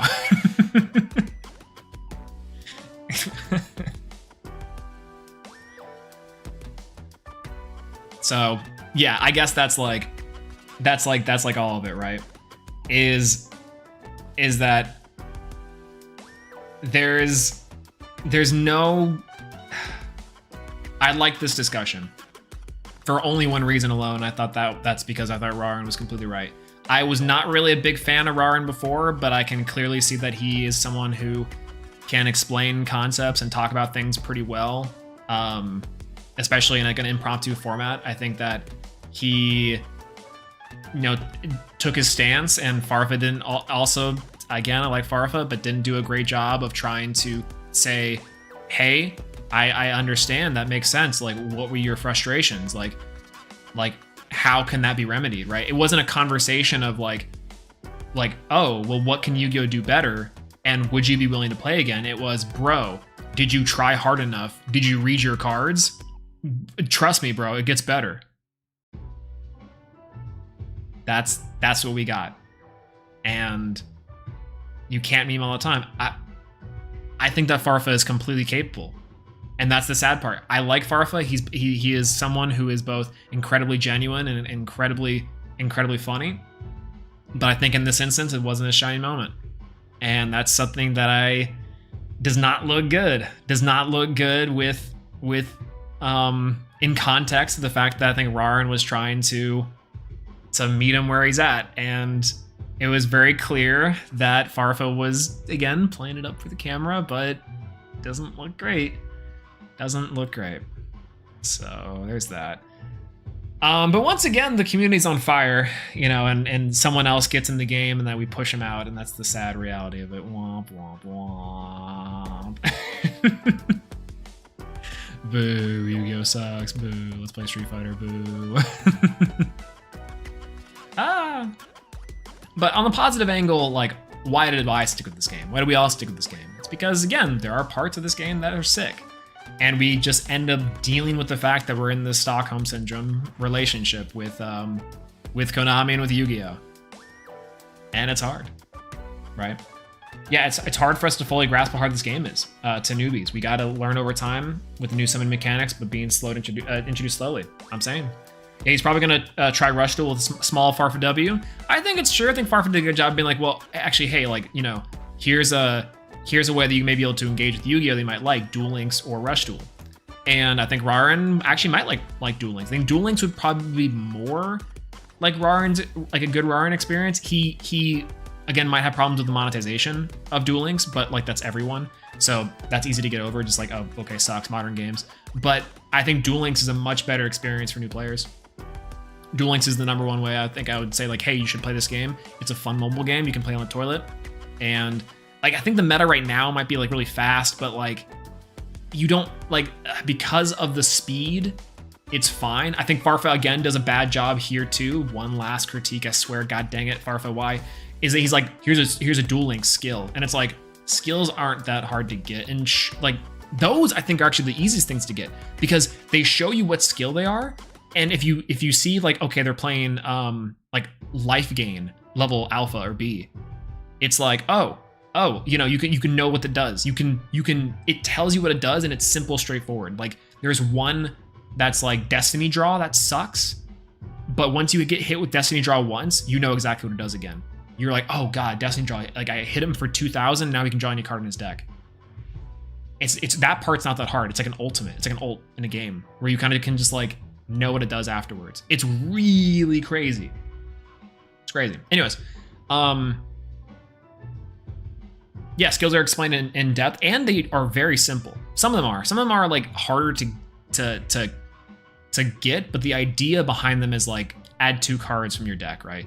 And it's actually harder on the player, I think, to grasp what skills are good than to actually see what's going on. Because half the time you don't really need to know what's going on with your opponent to activate or know the skills, right? Yeah, I don't know what to take from this Yu-Gi-Oh! Could be so good and so fun, and also sucks so bad. That's what I'm saying. That's like quite literally, and we talked about like before in this discussion where like Yu-Gi-Oh! Runs parallel with each other. There are inside of you, there are 2 Yu-Gis. One, the casual Yugi. 2, the competitive Yugi. Casual Yugi can be fun. Casual Yugi shows you that deep down, playing is about friendship and doing cool things. The other Yugi's like, I use max, sorry, that's actually not a good comparison. Inside of you, there are 2 duelists, Kaiba and Joey. Joey's like, hey Yugs, check out this cool dice I got. Let's summon Black Media Dragon. And then rolls like a 6 and is like, oh, my monsters got destroyed. Oh well, that was a fun duel. And then Kaiba's like, you're a 5th-rate, or you're a 3rd-rate duelist with a 4th-rate deck. I activate Maximum C, and I use Call by the Grave on your Black Meteor Dragon. Even I don't think that works, right? Yeah, it's a vanilla. No, it still works. You can still do it, but it's whatever. That's what that does. Those are the 2 duelists. It's I chain my Sprite Blue to activate and search Sprite Jet. Then, you're not ready for this, Wheeler. I summon Sprite Jet from my hand. It's an inherent summon. You can't chain to that summoning. Except for now, if you have a response, please tell me. No? Okay. Literally me when you play Neos. Very true. When I'm malding about Neos, that's the Joey inside of me.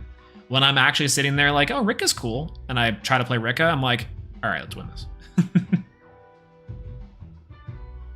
All right, moving on. We got a Yu-Gi-Oh thing to do, and then we'll play some Cyber Dragons. Enough malding already. Boop. Okay, so card to search. Let's start with something simple. Let's go with, actually, you know what? We'll start with Dark Magician. Not even close. Not even close. Stratos? All right, we can do Stratos. Oh, Starboy. Stratos. Boop. Ooh, effect level 4, Warrior. Utopia Raw. I think there might be a Utopia we could do. That might be Warriors though. Clearly Blue Eyes. True. All right, 1800 attack. That seems pretty decent. It's an effect monster and it's level 4. That gives us a lot of information right out the gate, and it's newer than 2007, but lower defense. So what would be like a 0 defense card, but newer than 2007? Is there like a normal monster? No, it's an effect monster. What am I saying? That's so stupid. Enraged Battle Ox is that 0? No, that's not 0. But it's not a wind attribute. That's also a good thing to note. 1800 attack with like 0. Neos Alias, it's got 1900 attack. That would be close though. Yeah. And it's on a warrior as well. Yeah, it can't be a warrior. It probably could be a light monster. I'm thinking it could be a light. Is there a card, like, I guess we could do other cards to get like the general gist. Let's guess like a recent card. I'm trying to think of something that doesn't have 1900. It's kind of hard, right? What's Cyberdark defense stats? Ooh, good point. I don't think any of the Cyberdarks are level 4, are they? We could try that. Cyber Dark Keel Machine 800, 800, 1600. It's Dragon type. 4 Chimera. Chimera is level 4 and kind of works, but the defense is lower. I guess we could just guess like 2000 and something else. Utopic Kamanapia. Albaz? Albaz is a good one. Ooh, actually, that's probably it. It's definitely Albaz. Alblaz. It's our boy. We have two of them to get to. Oh, good guess. Very good guess. It's in between, not Dragon either, but that's a really good guess. Bujin Yamato. That's a good one. Bujin. Ooh. Okay, Beast Warrior level 4 light effect. Lower than 200 now. Even lower. I finished my Amazement deck. I love it so far. Oh, sick. Good to hear. That is really good to hear. Nice. That's sick. Yeah, I have to try out Amazement once too. Got 100. I think it's got 100. Yeah, it's got to be 100 or 150. So 100 defense points. Newer than 2013. Right? So it doesn't Alistair. Oh, have 18. No, Alistair's has 1,000. Alistair has 1,000 attack. Well, no, there's the Link one, right? Oh, we know it's not a Link. We know it's just a pure main deck monster because the effect is solid all the way through. So, who's the Light Sworn I'm thinking of? Ooh, Light Sworn. Light Sworn. Not Warrior, not Beast Warrior. Beast Warrior. I think of Jane. Jane is 18.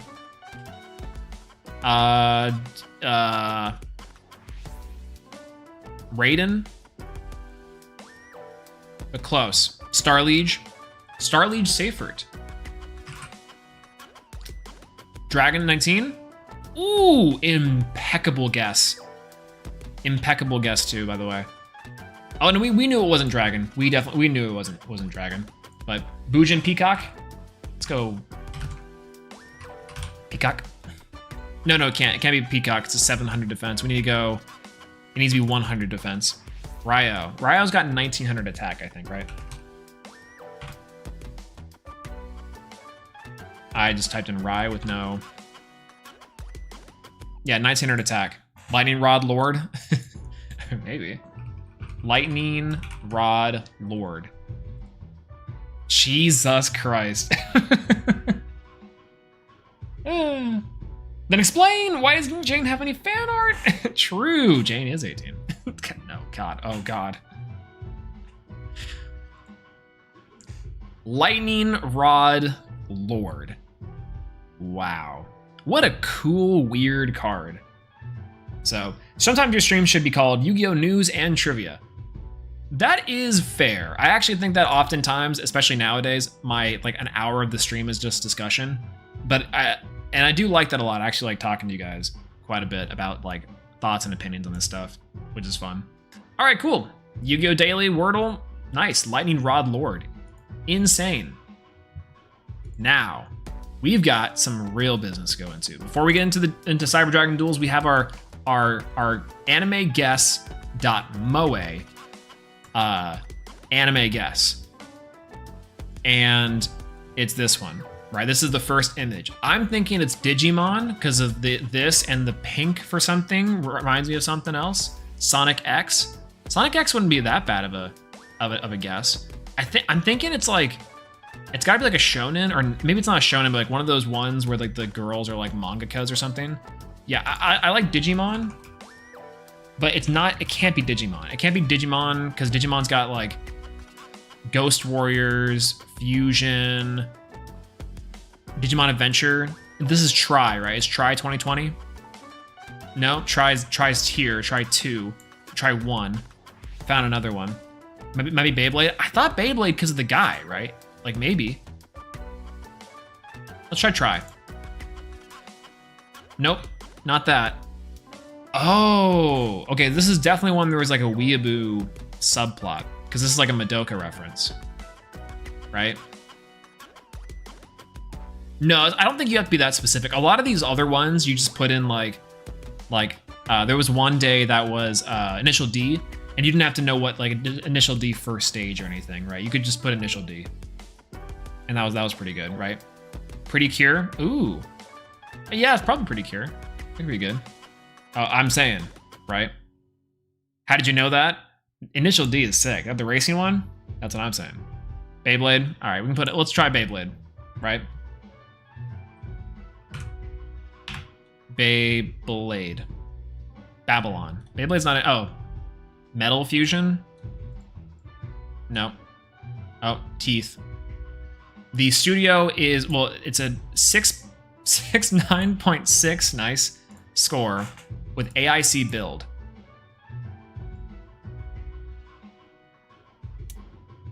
Aremio? All right.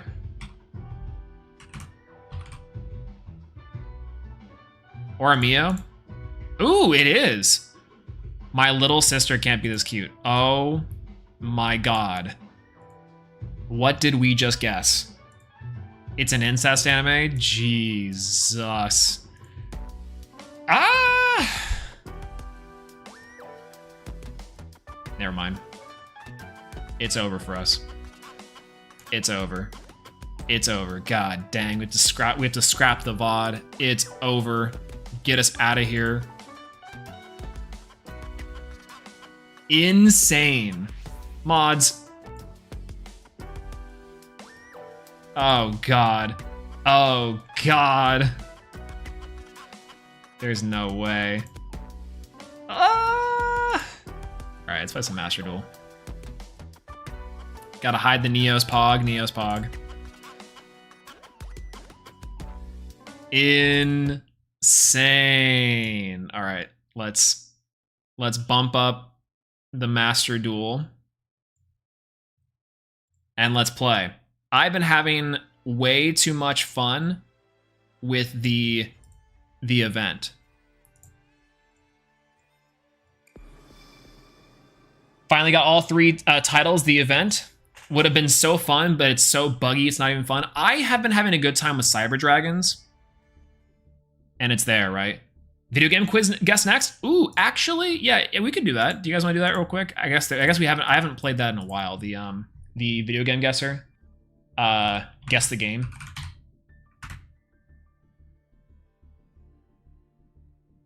Yeah, we can play guess the game. You guys want to play guess the game real quick? We have a new one in like an hour on the other one, but yeah, let's play guess the game. Good to hear you had fun.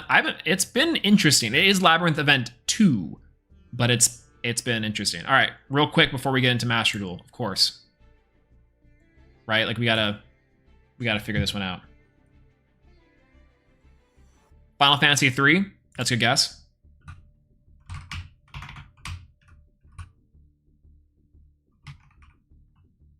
Final Fantasy Eyes. Ooh, close, but no. Not rated on Metascore.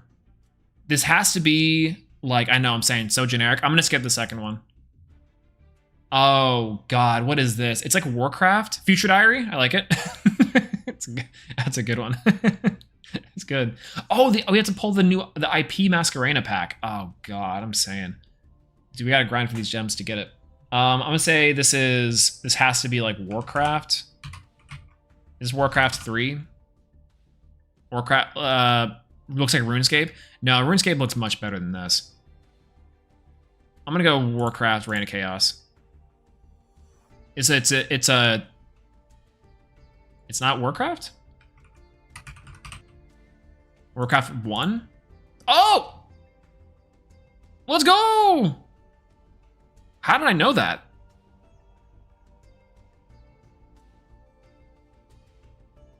It's a Warcraft Orcs and Humans, so it's the expansion, right? Nice. All right, let's go to other days. There has to be an other days, right? Previous days. Oh god, oh god, oh god. Oh yeah, like a week, like 10 weeks ago. All right, let's pick a random one. 450. This is before my time. That's what I'm saying. Okay, this is like a DS game, right? It has to be. Oh, don't worry. We're working on. I'm trying to see how I can get around modding some of you guys, because you guys definitely deserve it at least. But of course, we have to go through something else. Digimon. This could be Digimon. The camera. That's what I'm saying. This thing is like kind of whack, right?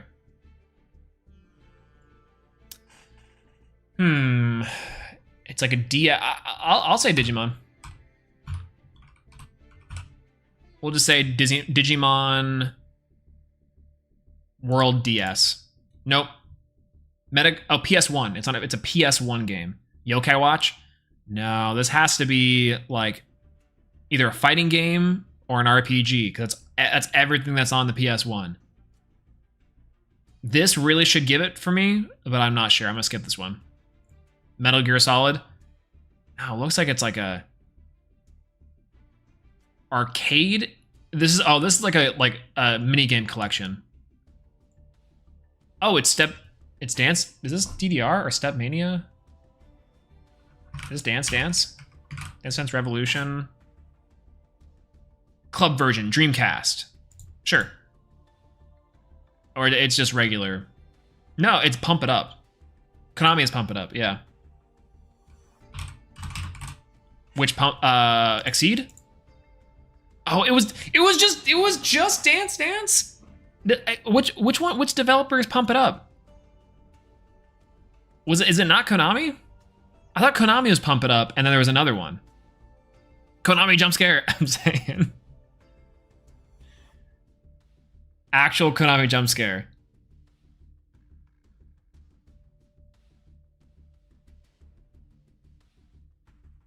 What? Oh, actually, yeah, why didn't they do it? There's so many of those. I'm saying. All right, we're getting out of here. Whoa. Okay, all right.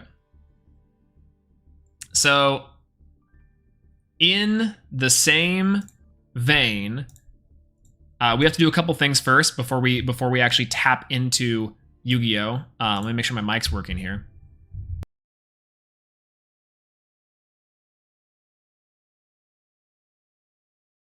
Sometimes I'm like finding out when my microphone starts to do its whack thing, and I'm like, okay. So first things first, we need to go to the shop, and we need to purchase the bundles for the Blue Eyes and the Dark Magician guy, just to see what we get. I actually probably could skip these; it's probably fine, but we'll see. Drop. High Speed Roid. Goita. Boop.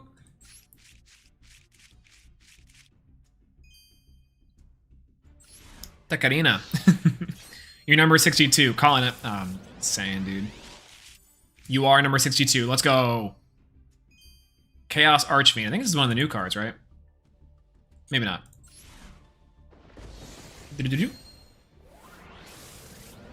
And then look at my replay. It's worth a watch. Okay, we can do that. AI show. Let me open these. Let me open these two packs up, and then we can get it. And then I want to show you guys one of the best replays that I had. Roulette reference. All right, next. Oh, I probably need to get the Nibiru bundle at some point in time, but you should be opening IP packs. Yeah, I'm gonna be opening IP packs, but I'm doing these ones because I think they go out of stock sooner. These ones go off at 11, so should get all newbies a Watt deck, they'll love it. It's maybe true. I think so. All right. Icarus Attack. Ooh, good card alert. Yeah, I didn't get these yet. They have 11 days on them. I'm gonna get them before they're out. Nice. Lost 100k channel points because of that episode. That's sad. Did Doug win that one or no? It was Farfa ended up bringing that back, right? Mischief of Time Goddess is all right. You can dust that. I already have a lot of those, unfortunately. Yeah, I thought it was a good episode though. But Big Brain Tactic is to put Plasma Dark Angel, so you don't even evenly or Lightning Storm. Oh, for the event, for the new one. All right, well we got the stuff. Doug won. Let's go. You were a Doug disbeliever. Oh, surprise Pikachu face. All right, what do we got for the? Wait, it's in friends. It's in replays. All right, what you got? What you got? I go all in every time. That's fair. I think of the same thing too. I'm of the opinion that I need to like just double up on points. Like who cares? One of these days I'm gonna get it, and it's kind of fun. The channel points don't really do much for the Yu-Gi-Oh streamers, anyways. Like you can like get an emote maybe, but I mean I don't know. The only good Doug is Doug. I haven't watched Doug in a while, but I hear he's got good content. Can I not copy and paste this? Oh, nope. I guess not. 364834 718. Nice. Okay. Which one is it? Replay. Oh, this one. Okay, the only one. Cool. All right, let's see it. All right, if I know who plays, it's Gizmek. It could be Ojama. Gizmek. Ahaha. All right, let's see it. So we're playing against Foolish Burial with Tearlament. Unfortunate Tearlament. Scourge. Tearlament detected.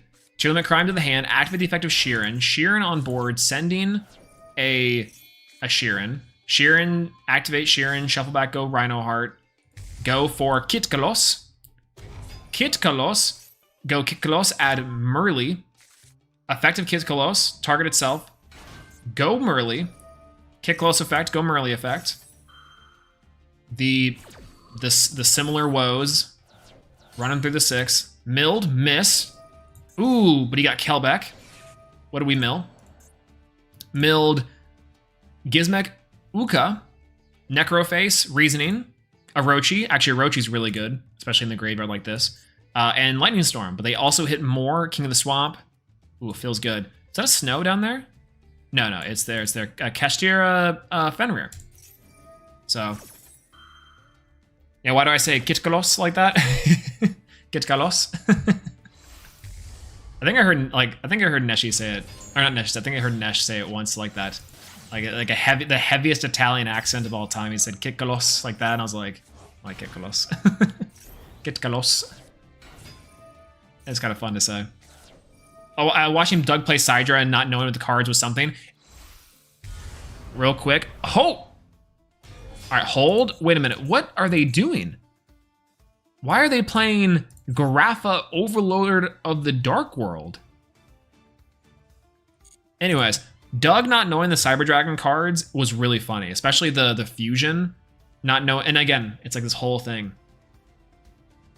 Yeah, culture appropriation, come on, it's true, very true. Very true. All right. Passing back to us, they've got a Sprite Elf that in hand. They got Tearlament's Rootkalos. They've got Baron de Flor and Grapha, as well as a stacked graveyard full of shenanigans. Graph is a tier card. I do know that there was builds and theories of teching this card in, but I haven't actually seen it and played in all seriousness, like inside of Tearlament, which is maybe the point, right? But against us, and we're passing back to our turn. We draw for turn. Therion King Regulus. That's a great draw. Triple Tactics Talent's gonna be sweet taking up one of these guys, and Slash Draw is hilarious. All right, what do we start with? Set a Slash Draw. Go with King Regulus. Targeting the Gizmek. Going for a Rukalos to negate and destroy. Setting a card from the hand. Going for Triple Tactics Talents. Taking. Going for a draw 2. Ooh, interesting take. Right? That could have been a take of the Baron, but that's hilarious. All right. Actually, the play here really could have been to triple tax the Baron. And then he has to negate with the Baron, right? Technically, I guess he could have gone with Grapha to negate it instead, because you have him the second the tactics would have been fine. But if Baron negates it, you just activate the second tactics, right? Regardless. All right, talking to the Master here, targeting the effect to negate it. Gonna get the Sprite Elf on the board. Sprite Elf on the board, boom. Gonna go for Diviner the Herald. Gonna go for Diviner the Herald effect, send Kelbeck mill. Therion, Endless Engine Agros in the grave with Monster Gate and more effects going off. Okay, nice.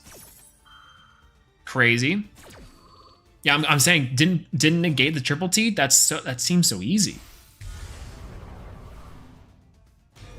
But he's gonna get onto his board a Kaleido Heart. So I'm assuming we're about to see this Slash Draw go crazy with shenanigans, which I think is hilarious. Gonna go for Gizmek Inaba. You're going to go for Grapha effect to instead discarding the Rhino Heart. Gonna go for Slash Draw. Discarding a card. Disc Coliseum. Lightning Storm. Pot of Desires. Lightning Storm. Necroface. Evenly matched. back in the grave. Going for Disc Coliseum this time. Baron eats this negate. Destroy. Gonna go for aggro system. Aggros go for Regulus. Go for Gizmek Orochi. Orochi on the board, slowly breaking through this somehow. Banishing the frog, getting the fox. Uka effect. Targeting, getting a water, going for another frog. Boral Code Dragon. No way, dude. All right, I've seen this card once before. I think this was a power... that wasn't Power of the Elements. What was the one before with DPE? I think that was this card.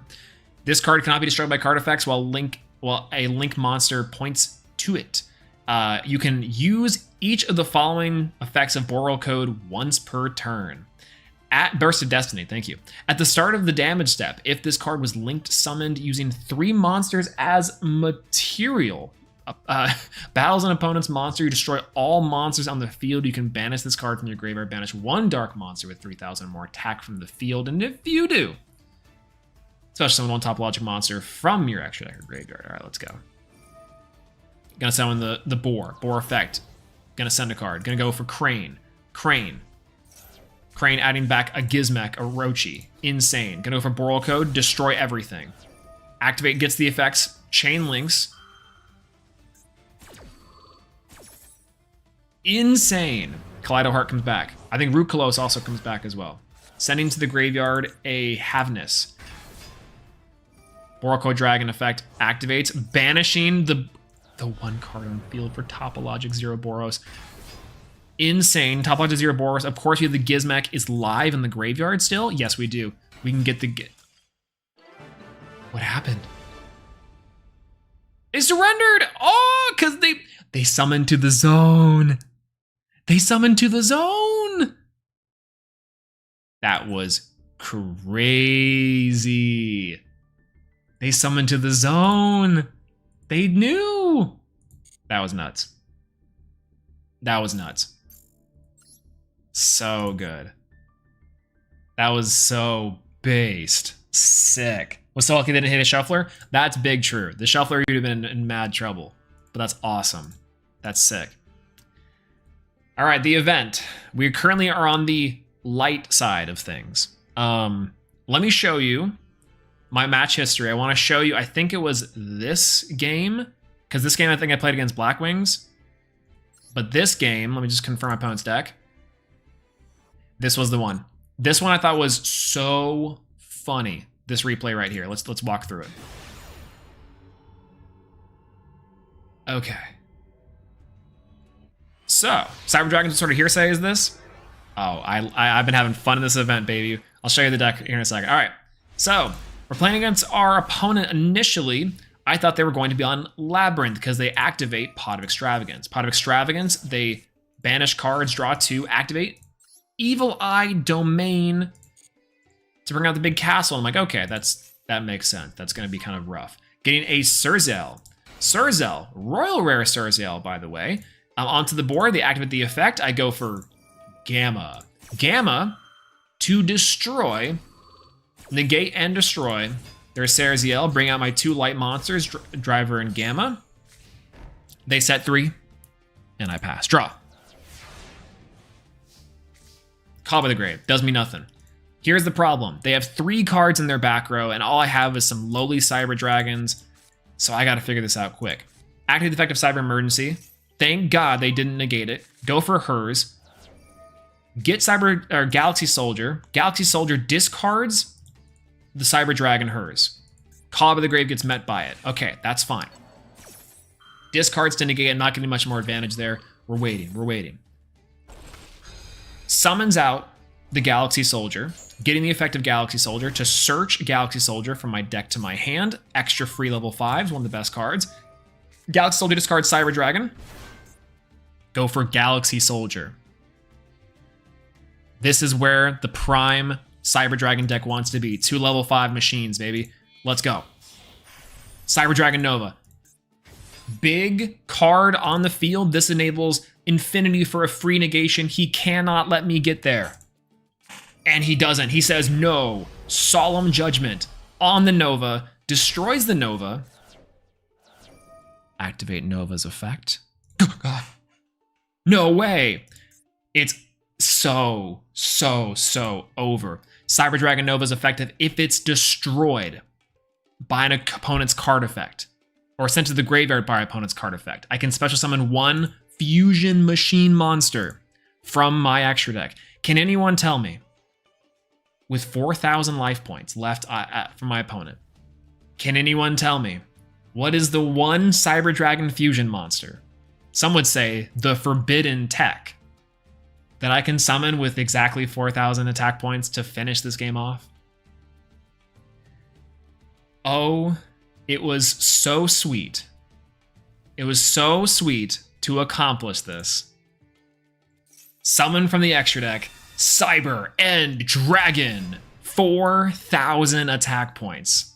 Battle phase, exact lethal. Never punished. Never punished.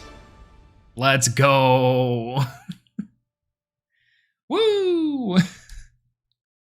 Oh god, this was so fun. This is what sold me on this deck. This is what sold me on this deck for this game, or for this event. And we've been doing pretty okay the past couple times. So this is the deck list. We're gonna edit it a little bit, and that's here. So, this is the deck list that I'm playing for the Dark and Light event. The Dark and Light event has its problems, but I was like, let me just play something fun. So we're deciding to play Cyber Dragons. We start off with 3 copies of Cyber Dragon, always.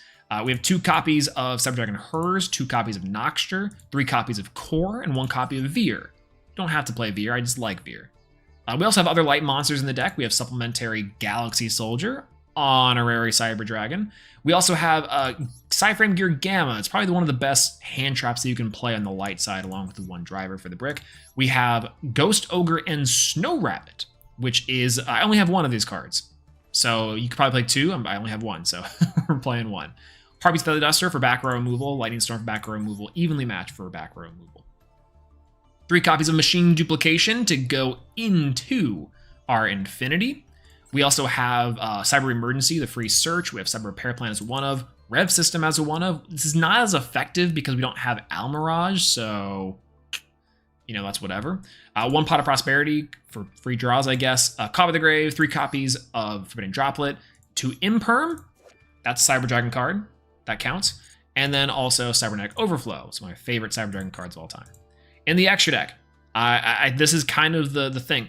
Because this event, you can't play the Contact Fusions and some of the better Cyber Dragon cards, I only was like, oh, let's just play 2 of like the other Cyber Dragon. So we have 2 copies of Cyber Twin Dragon. I understand that my history with this card is something not great. But we're playing it anyway. Cyber Twin Dragon of 2 of. We're also playing 2 copies of Cyber End Dragon, much more cool. 2 copies of Cyber Eternity Dragon, also think it's fine. But the main show is going to be, of course, 2 copies of Nova and 2 copies of Cyber Dragon Infinity, which is nice.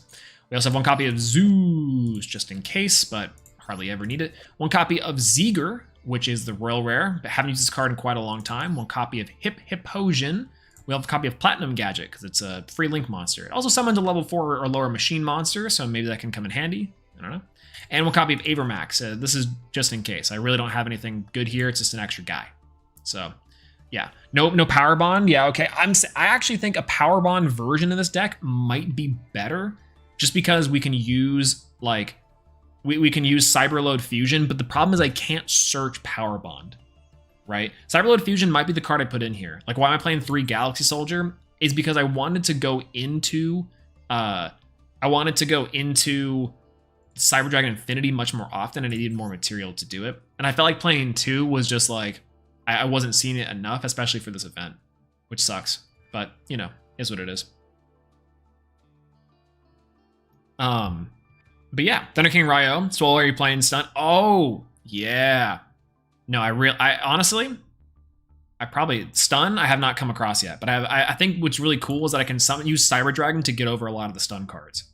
Yeah, you might brick, but it's okay. Yeah, it's fine, right? Yeah, Predaplant. I can't do the Predaplant guy. I would love to do the Predaplant, but you can't in the Dark and Light event. Once you choose one, you can't play the other. You can't play the other. So every single card that's in here is light, which, by the way, ABCs are legal, which is fun, right? But like that's cool. But yeah. Can you change teams? We can. You can change teams at any time, but then you can only play Dark at that point. So yeah, I'm coping with Red Eyes Rockets. Yeah, that's what I'm saying. When Clockwork and Duality get added into Master Duel, you better play that version of the deck. I would love to. I would actually love to, because I think Cyber Dragons are, again, one of my favorite decks of all time. I think it'd be a great time to play it. So this is the deck. We're gonna keep on going. So yeah, here's the event. Let me actually change my accessories real quick, because I think that's important. For some reason, it doesn't let you do it in that screen, which sucks. But I don't know why that is the case, to where it does not allow you to change the stuff. But that's, I guess, fine, if you will. Changing the 3 main cards, we of course have Cyber Dragon, Infinity, and Overload. Love it. Nice. Yeah, Theron Regulus is Earth. Oh, I'm sane. Yeah, all Dark Heroes. Whenever we flip to the dark side, because we do have to get both for the for the gems, we're probably gonna play Destiny Hero, right? It's gonna be a lot of fun. But this is the event. Dark, light, stake your soul. Let's rock. Now we're playing Cyber Dragons. I want to have some fun with this event, so that's the deck we're running with. We are a little bit into the event. I thought it would be a lot of fun to try to complete this event with Cyber Dragons and get the Harnesser of Chaos. Really cool title. More titles like this, please. I don't want titles that say things like Dark Light Event 2023. Harnesser of Chaos is the perfect bait to get people to complete the event. Absolutely. Absolutely. So, anyways, let's rock.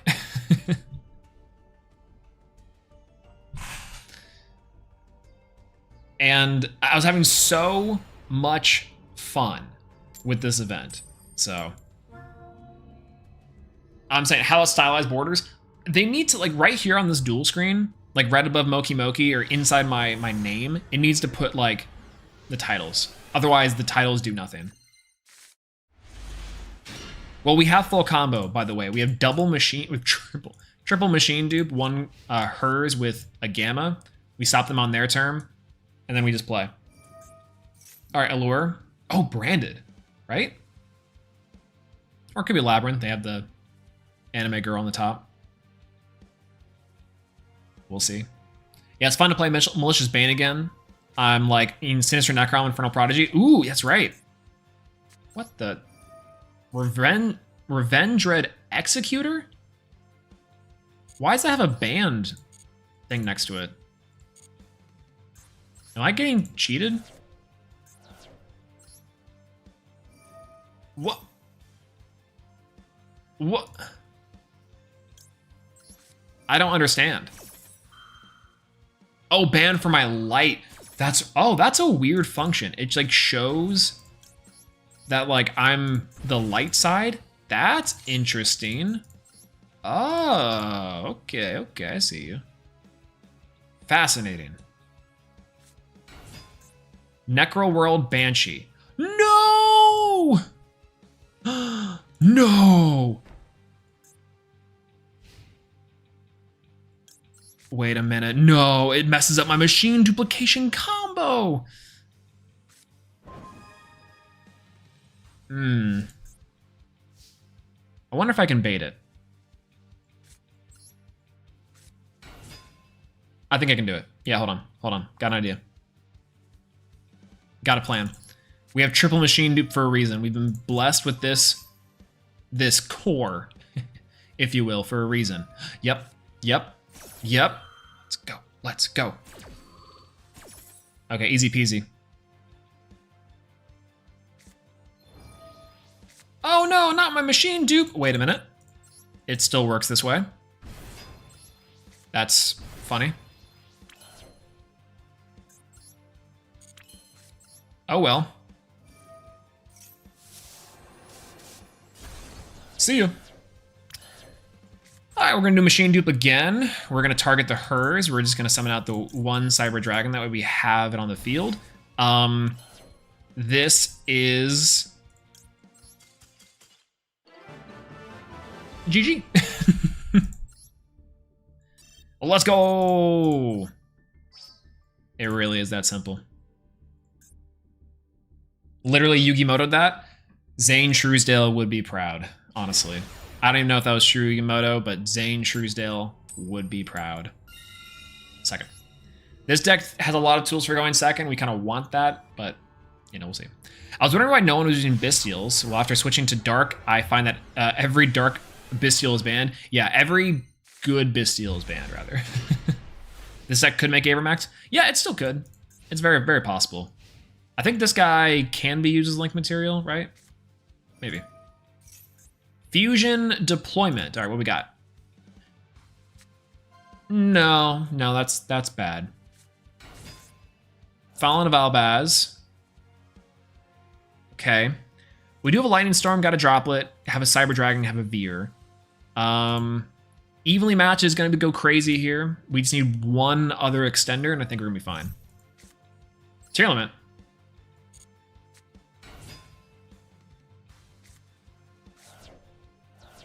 No. Is Tier Limit playable? Is Tier Limit, like, actually playable?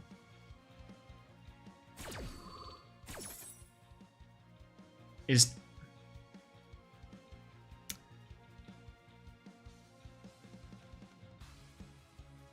No water, it just has an engine. Why are they playing it? Oh, I guess maybe to fusion summon for, like... What? Lubellion? Lubellion's light, though, right? So what could they be going for? Kit Kalos. Yep, there's Kit Kalos. Alright. I thought I would have escaped here by not being in this event, but that's fine. There's Dragostapelia. Luckily, we can do a lot with this Lightning Storm, which was kind of nice. Ooh, actually, do we just hit the back row? I guess maybe the worst case scenario is like we hit the main guys and we go. What's the draw? Core is so good. Core is amazing. Oh, I wish I could do the contact fusion. Dragostapelia is right there. Oh, okay. Do we go main phase 2? Do we give him a main phase 2? I don't really think so. Right? Like we go Cyber Dragon, go core, go for 2, destroy. I think the back row is kind of the hard part that we don't really like to deal with. We go Forbidden Droplet, we go nuts because we can just do whatever we need to with the core. We can send it to the graveyard. So we go Lightning Storm here. I'm going to take out the back row, destroy all spells and traps. Chain the Droplet. Droplet, I'm going to send Lightning Storm, send Evenly Matched, and confirm. That way we can destroy... We can target the Dragostapelia, target the Albaz. I'll do Albaz. It was the Meta Noise. Okay. Now we special Sidra. Go nuts. We do go for Veer here just to get a little bit more underway. The Predbound Dragostapelia is going to prompt him here. It's going to get negated. I think he's just going to go for it just to say like, oh, well, you know, oh, well. And that's fine. Okay. Go for you. Gonna normal summon the core. Core effect's gonna activate here. We're gonna search from our deck to our hand. It's kind of a problem. We need to be able to get 2 another level 5 for this to all be worth it, right? It's going 23 Lawrence. Hello, how's it going? If I got a haircut? Nah, it's just up in a little clip. I had my headphones on earlier. Otherwise, we can go for Cybernetic Overflow, but this, again, doesn't really do us much. Cyber Emergency, does this do anything? Not on its own, I guess technically. Rebirth, Rev System's still pretty solid, though. We can go for Rev System and Rev System to grab. So Link 2. Wait, no, I got it. We go Gadgets. Yeah, we go Gadget. Right? We grab hers, go Gadget.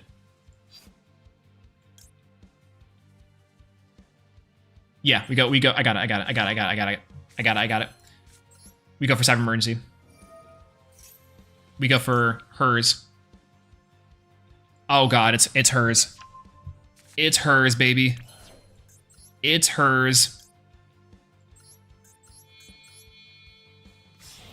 Can't be used for linked summoned. That's perfectly a-okay. Summon hers.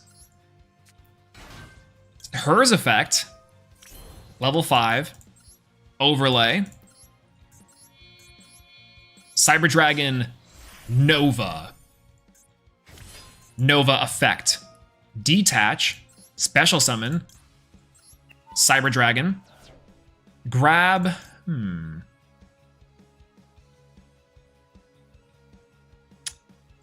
Dragon.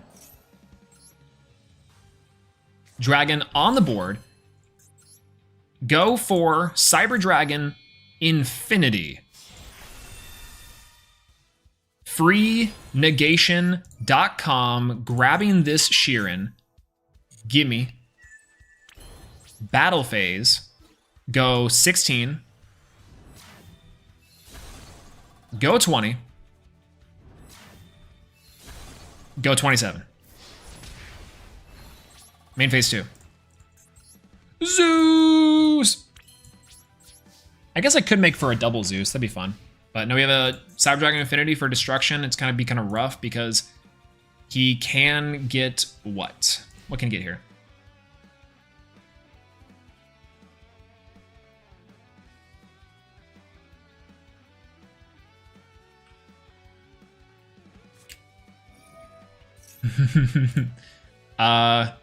That's fine.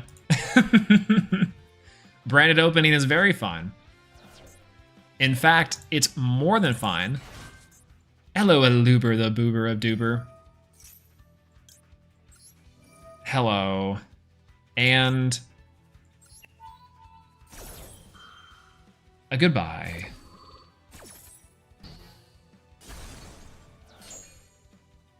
Effective hers. From my deck, I'm gonna grab Core. It's just like I remembered, baby. Just like playing any old Cyber Dragon. The lines, I can see them. It's over. Surrender. I didn't mean for that to happen in such good timing, but I guess we did it. Let's go!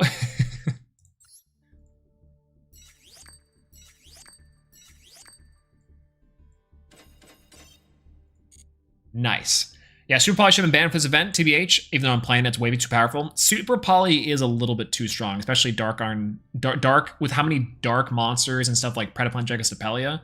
So, yeah, as long as you don't go bald people are evil. I've only ever known, bald villains, right? Why are you playing Cyber Emergency? It's a Dragstron card? True. Are you Classic Zane or Hell Kaiser? I think that other than being Zane the Kaiser Truesdale and Classic Zane Truesdale, we actually might be able to do Cyber Darks in the next one, right? We go Zane GX in this one for this event, and then we go next. That'd be fun. The Zodiac pack. Oh, the Zodiac package and Time Thief Redoer are all legal? What? That's crazy. Ultra's free Guru. Oh, Oh yeah, Exciton's a light monster, right? It's a light bug. Ooh. Well, this sucks. Redo is dark. Oh, I gotcha. Well, then you have a heart attacking to complete the arc. True, after this, I don't post for another 6 months. Guru is banned. Okay, that's good. That might be a little bit too... Yeah, Holy Brick. It's like a soft brick. Because I can go... What is the... What? No. No. No. No. No. No. Oh.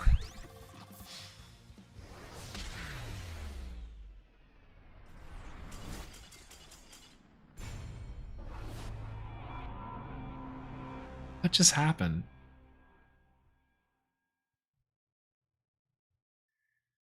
Ah! They kept that? I thought they banned that for most of the duels. Like that kind of game. That's awesome. I love that. Benkai OTK, the Mazata. What was the other one? Was it the bird that also got banned for one of them? I guess we usually want to go second. Mazata the Zapper, placed in Benkai. What other cards can attack twice in that strategy other than Mazata? It's a 3-of, right? So is there another monster that can do that? Or did we actually just get truthfully unlucky?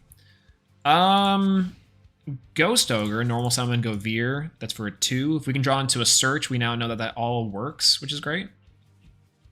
Got destroyed. I'm saying, dude. Benkai's legal here. Oh, okay. That's nice. Dark Lord Naxton.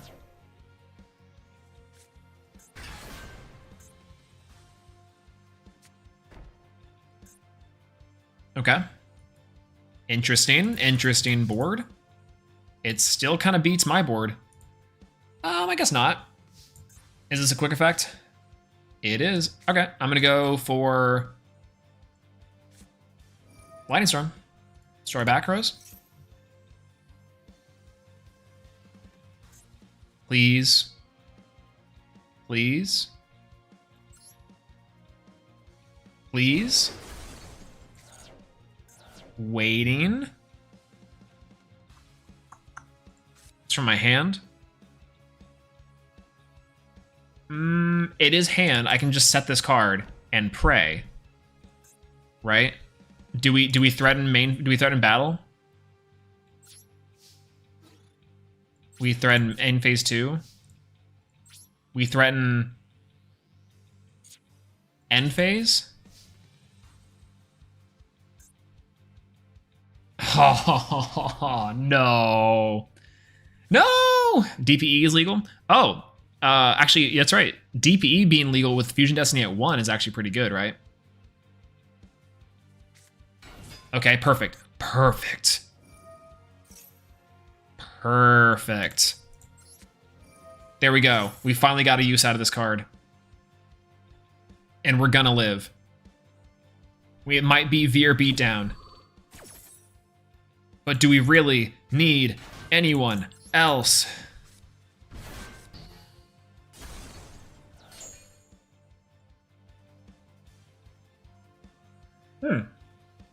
Oh, Inverti legal. Is Numeron legal? I don't think so, right?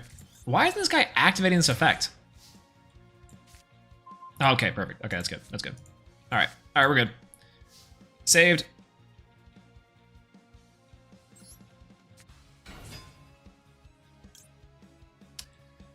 Saved!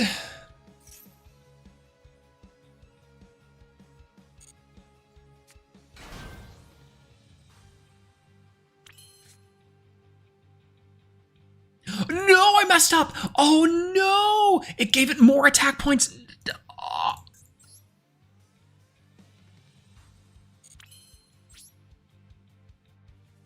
We're fine.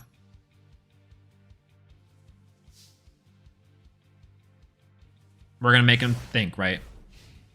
We could have Cyberneck overflowed, destroyed Cyber Dragon Veer, or banished Veer, go for Dark Lord Nashton. and then I go for machine duplication, go for nuts, right? That's what I should have done.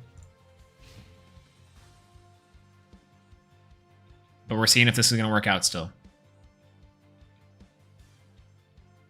It's going to work out. Which one are you going at? It can't be this one. It has to go for Veer. Nope. All right. My mistake. Overflow. Non-targeting destruction. This card is so awesome. I love Cybernetic Overflow so much. My 2018 or 2019 YCS Fort Worth Day 2 deck profile. Man, I could have gone all the way. I could have done it. I can't. If I just played Beat Cop from the Underworld, I would have done it. If I just could throw that football over the mountains, I could have done it. But alas. Ooh. All right, what's the effect of this guy?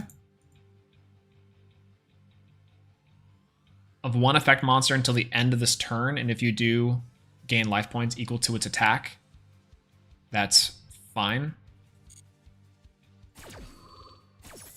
Effect goes in reverse.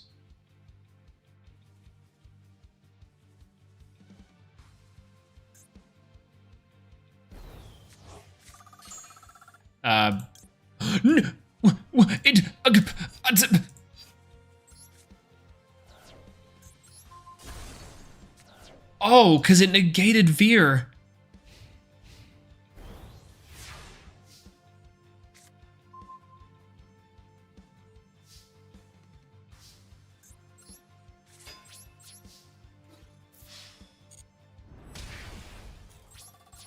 It negated Veer, so I had to banish that one.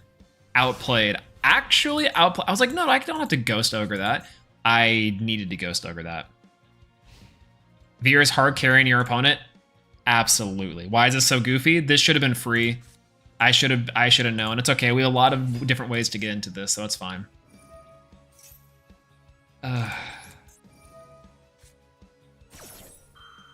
Alright, we're just gonna go Dark Lord. Indulge Dark Lord on this one.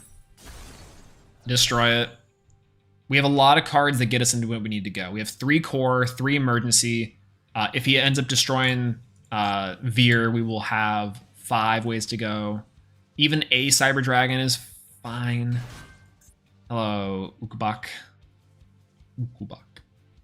Zane is shaking his head right now. Dude, I'm sane. Adding Zixel. Ichigo. Mm-hmm. Oh, that was a free Call by the Grave. That's fine.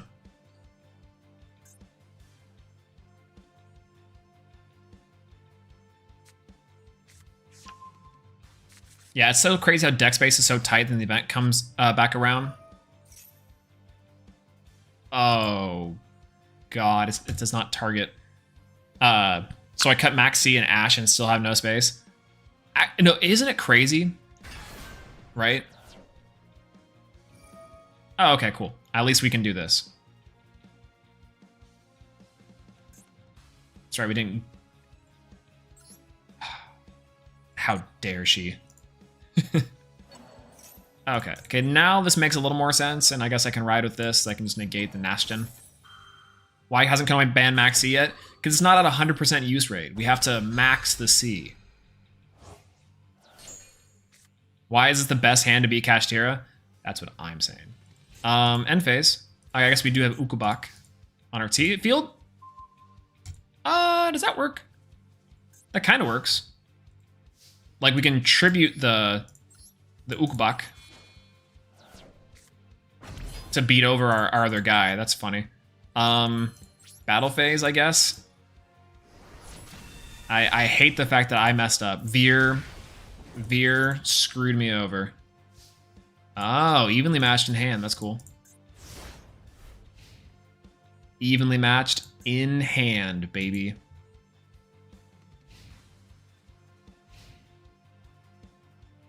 Pass. Come on. You can do it. Battle phase. Trade 1 for 1 in the evenly matched. I just keep Cyber Dragon. Yep. The lone Sidra.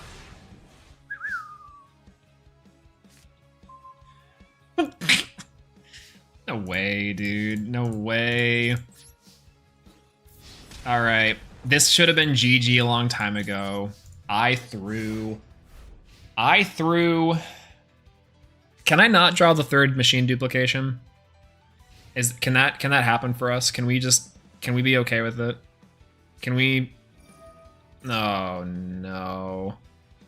He's gonna win. Yeah, that should be big GG. Unless, if we live here, there's one thing we can do. And that is go machine duplication. Machine duplicate. If we draw into literally anything that we can machine dupe, we're done. And there's a lot of cards in our deck that don't do that for us, but there's a lot of cards in our deck that absolutely do. So we're gonna be okay. Yep. Big body. Mm-hmm. Dark Lord contract. Maybe he can kill us. Yeah, I'm saying. Saying what seen as a Slifer wannabe. Actually true. Actually true. There are more bad draws though. Keep the faith. Keep the faith. We're gonna be able to get out of this one. And is the monster dupe in the room right now with us? Ah, we had one. Ah! You have to know how to play a card, not just use it. Oh, but I played Power Bond and I still lost. It's okay, Sai. That was a lot of fun. Jaden, dueling's a lot more than just about having fun. Yeah, Jaden. When I beat you eventually, I'm gonna say that too. Shut up, Chaz. Oh, Zane, you're looking quite handsome today. I didn't quite see you. Wow, Zane's really got it out, or wow, Chaz really got it out for Zane, huh? Yeah, he's always like that. Oh, geez. There we go. There's that episode of GX in a nutshell.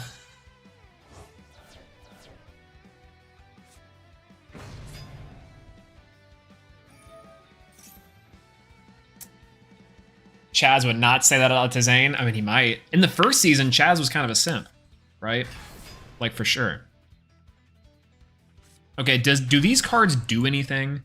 Zerato! Ooh. Cool.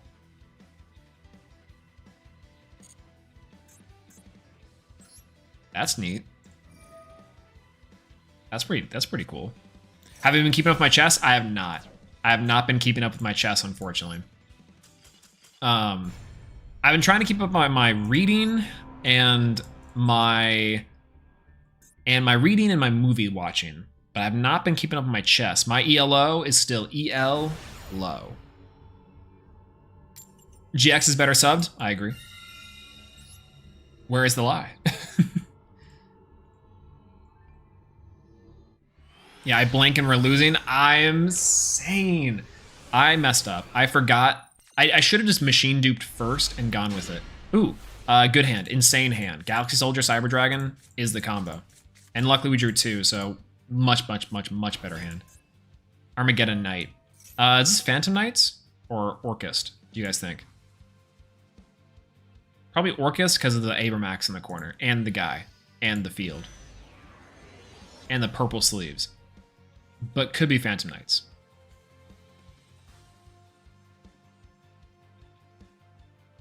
What's going on, Foddy the dog? Hello, hello. Chad's my favorite character in GX. I figured your favorite character would be Zane. Just because of the Cyber Dragon. But Chaz is cool. I like Chaz. Chaz it up. We're going to try. Orchist Harp Horror into Gear Suit. Okay, so nice thing we do have is Lightning Storm and Evenly Matched. The Evenly Matched should be able to do what we need to, and then go into Cyber Dragon. Once again. The crazy part about this is that we're only able to play the light versions of these card. So if we had the contact fusions, this would be over.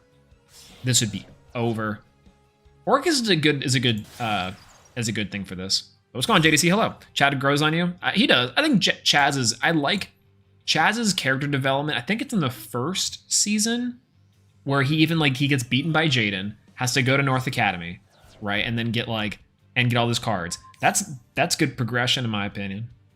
But he's got obviously he's got his stuff, but I think that's one of the better arcs is that you have him at the beginning as this kind of pseudo rival, and then he gets beaten so bad that he has to reconcile with his failure, and then come back stronger, and then realize that he is the man, but also that he's a Slifer slacker. And that's pretty sick. I liked Zane before all the Cyber Dark stuff. Me too. I liked classic Cyber Dragons a lot more. GX Cyber Dragons is one of my favorites. I think the other one is Cyber Darks are fine, but Cyber Dragons are just kind of neat. I like them. This is going to be a problem. Dingirsu, the Orcus of Nightmare, is going to be kind of obnoxious to deal with, especially because if I use this Lightning Storm, it's not going to work. So if he hard drew into what I assume is a crescendo, then this is going to be bad. Oriflow is really good against this matchup. This is just toss format. I live for this, baby. Okay, I think we have to go for this battle phase. If we get hit with a crescendo, we get hit with a crescendo, but that's pretty much all we get hit with, which is nice. And then I guess the orchestrated babble makes everything quick effects. So horror is not bad. Resolves. Easy. Easy resolves. He keeps the Dingirsu, probably. Right? Oh, he keeps Babel. Fascinating. Oh yeah, because then he can activate the World Legacy guy. No, he can activate this guy from the graveyard. Whatever. Lightning Storm.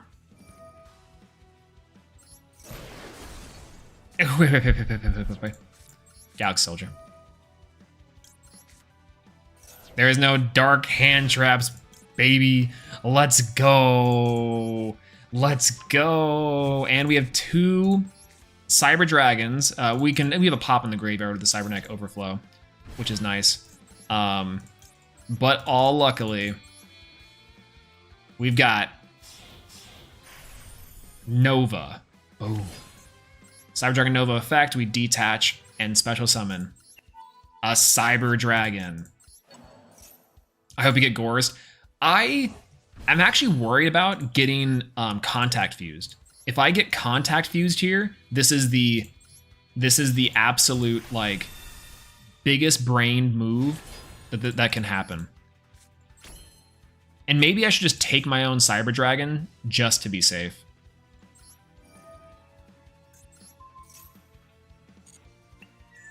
Yeah. I actually freaked myself out there a little bit. I probably should do that. Because if he does indeed have a cyber, he probably doesn't.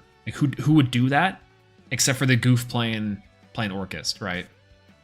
Lightning Storm, what you have for me? I have to negate that. Which is fine. Trades 1-for-1 for the Lightning Storm. Seems okay. If he destroyed the back row, we actually could have gotten a Cyber Spell Trap, which is nice. So maybe he has another one. This negates the effect. Yeah, negates the card effect. Negates the activation. If he has a second one, then we're screwed, but that's fine.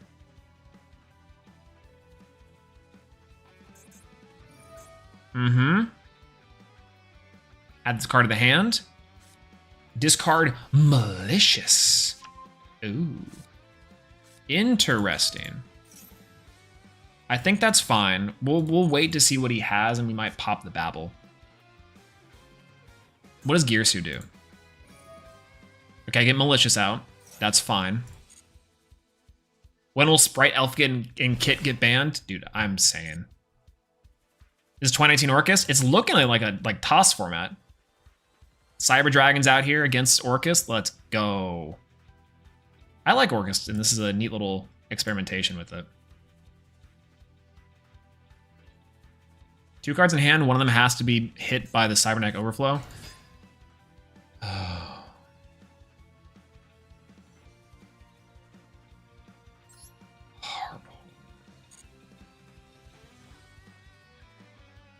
Yeah. Yeah, that's fine. That's fine. That's fine. Free Harper, dude, absolutely. Absolutely. Absolutely. Oh, Chaos Angel. Chaos. Do I care about this? Oh, I have to. Cybernetic Overflow. Non-targeting, I can destroy whatever monster, but it's going to be rough because he can just get a free Harp Horror here if he wants to. Which means I have to destroy the Chaos Angel. And if not, he's going to destroy... I mean, he gets the Chaos Angel pretty much regardless here. So I can mitigate the Chaos Angel and hope that he has another Galatea. And has a quick effect Harp into a second Girsu. I think I have to go with the Chaos Angel. No, we can just send Infinity to the graveyard. Not a whole lot I can do here. BRB, I've just watched. Thank you, Undesirable Duck, for hanging out with us tonight. I appreciate it. Have fun with the dishes. We are definitely going to be losing this one. Oh, rough. Number 1, Sidra player. It's going to rock, man. Hello, hello. I would consider myself to be probably the best Sidra player, but unfortunately, we do lose against Orcus, which is a only slightly better deck. But we are probably the only Sidra player playing right now. I don't know any Sidra player that's playing this, but also they know what they're doing. Light and Dark Dragon sleeves. Beautiful. Yeah, destroy the Angel. No, there's no way. We were losing that pretty much regardless. Because if we destroy the Angel, then he just gets his Harp Horror quick effect summon out, and then he goes for Girsu. So he goes for Girsu and gets his whole combo anyways. So he goes for Ding Girsu. He goes for Girsu and then Ding Girsu after all that. Or he goes for another Galatea. This hand is good. Pot of Prosperity gets stuff done. Fire versus Water Festival would be really cool. It'd be like Marincess versus Salomon Great, probably, right? What's the other fire deck that's good? Which would also only be like the Link Festival, which was not very fun. Yes. Lights have been on the 43% all day. Yeah, I think that because there's just too many good dark cards. All the dark cards are just so good in this game. I don't think there's an attribute that's like safe for it, you know? That's Chaz's manga ace, by the way. True, very true. All right. Send 1 normal trap from your hand or that set on your field to the graveyard. Put some 1 lower fiend monster from your deck.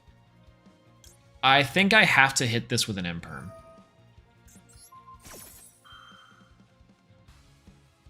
He has a quick effect. He has one of the guys in the hand.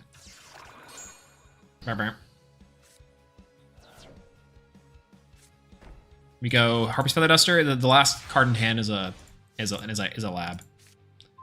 Droplet's really good here.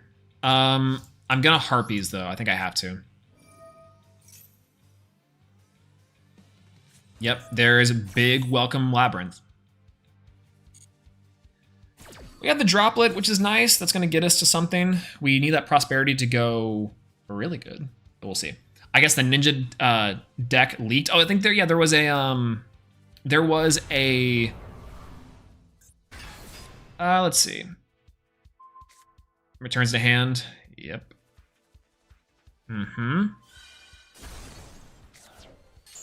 Get out of here. There was a like a switch link thing, right? I gotta go for Droplet here. There's no choice but Droplet, and I have to risk the fact that I bin my Cyber Dragon. Yeah, but it was like a actual structure deck, which is nice on the eShop, right? Not the eShop, I'm saying. Pot of Prosperity. We gotta go for 6. Cyber Dragon, Cyber End, Cyber Eternity, Zeus, this guy, and Hippopotion probably seem to be the best ones. Quick effect is the oh, core. There's core.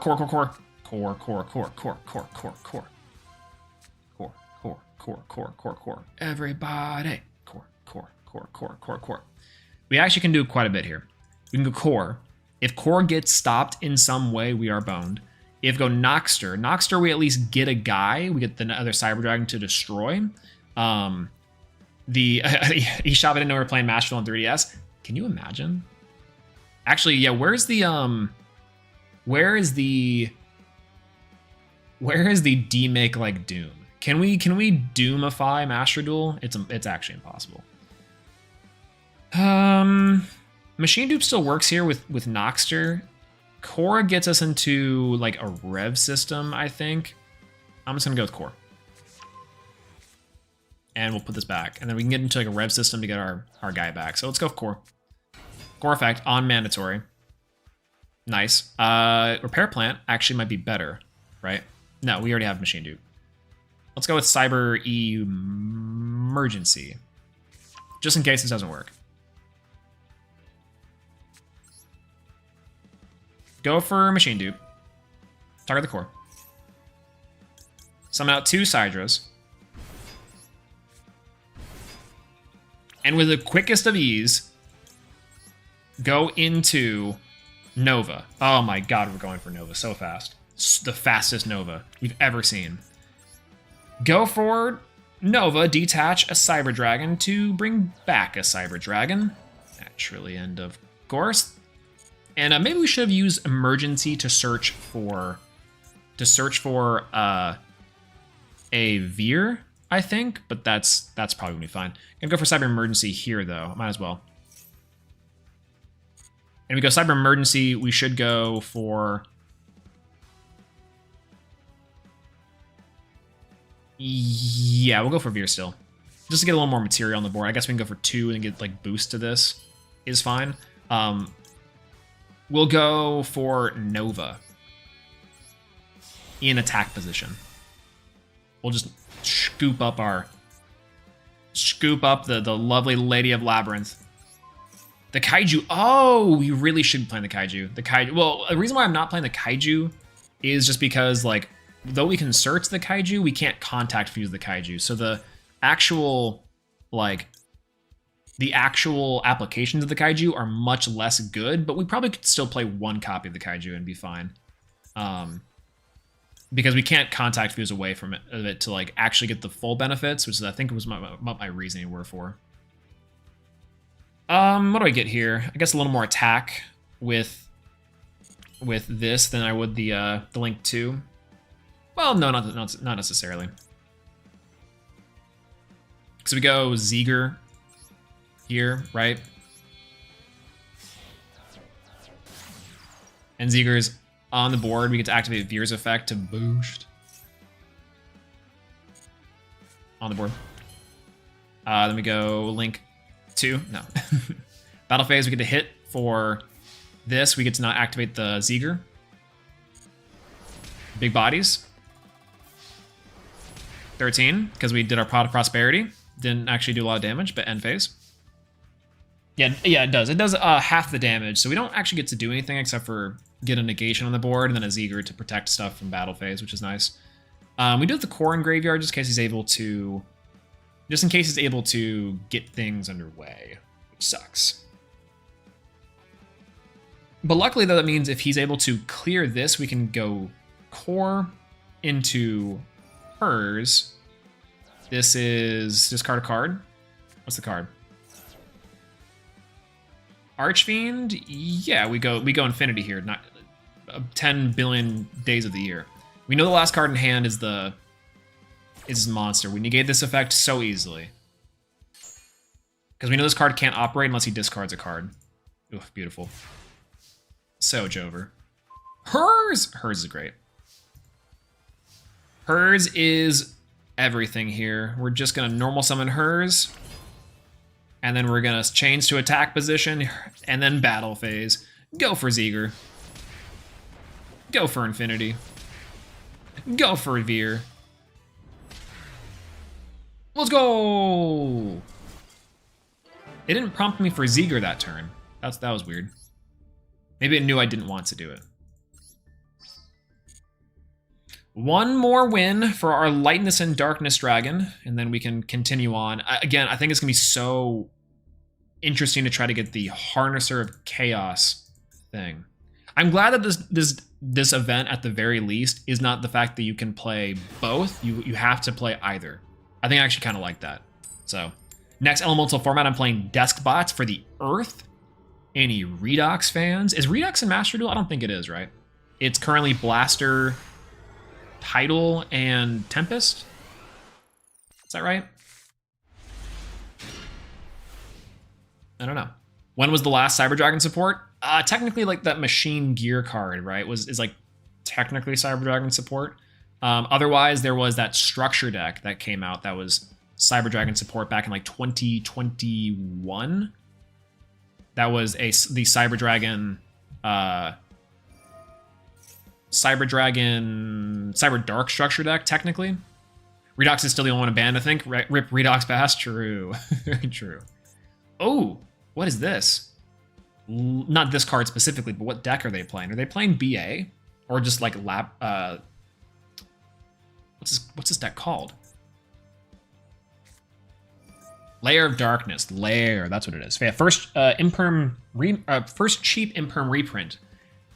Yeah, isn't that crazy? Imperm's been around for like since 2017, yet that's the cheapest reprint that we have. Isn't that incredible and sad?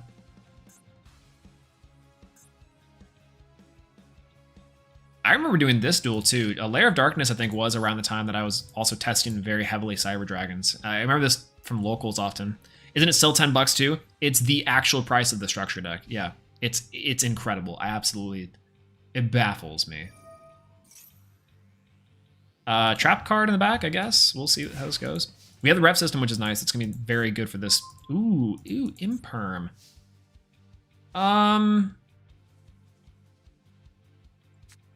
Okay, cool. Let's go for Galaxy Soldier. We'll discard the dragon. We have a lot of ways to bait out the 2 back row. I don't know what I'm scared of in the hand, but we'll see. I'll activate the effect of Galaxy Soldier. Everything's dark. Oh. This is negated, by the way. No, it's not. Well, that's fine. I'll just... What am I doing? Am I going crazy? It's negated. What am I doing? What? Oh. If Maxi gets banned, what are you replacing it with? Probably just like the joy in my life again.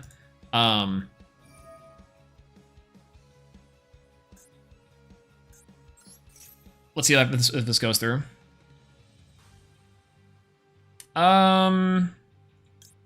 Core works here, right? I guess I could maybe go for a second thing. I guess I could go for a hers effect, but that doesn't really do me much. I think core is just the best way to go. Otherwise, I can go for Noxter to try to summon this guy to go. Rev system, I think, ultimately saves anything I do here, especially if I have core, because I can bring back core. Machine duplication's fine here. The Imperm is going to be a little bit gross, but that's okay. We'll go for core effect.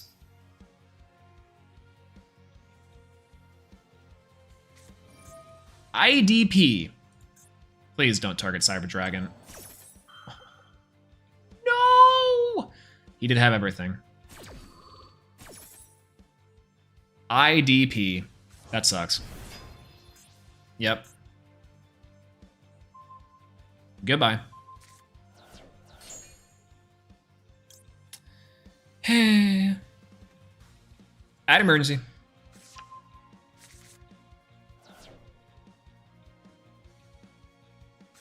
Go for Cyber Emergency. Happy never play Crossout again. We'll probably play Crossout from Duel, right? Like, we'll probably have to. We'll go with Noxter. I have to go with Noxter because it's the only thing I can do. I'm gonna go with Noxter effect. I have to discard the Galaxy Soldier, summon Noxter. In attack position.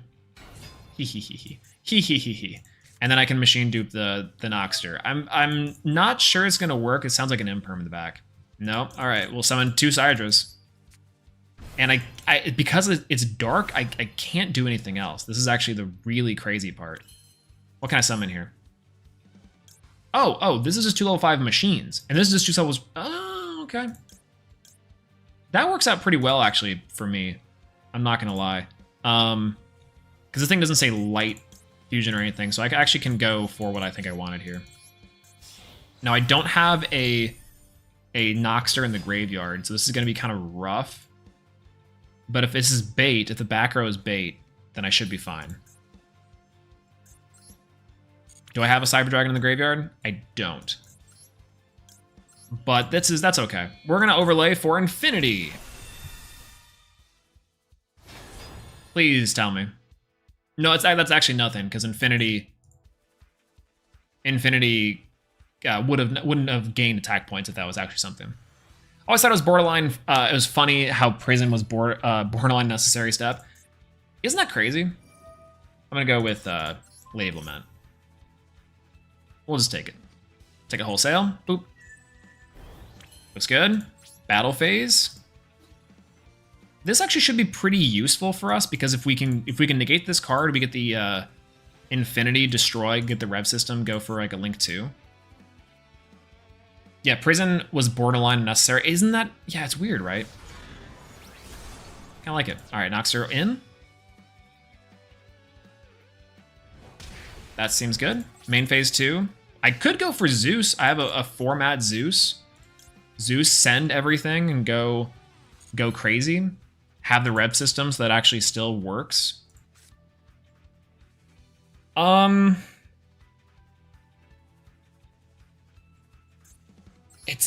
a little bit hesitant, but I got a 5-mat Zeus here.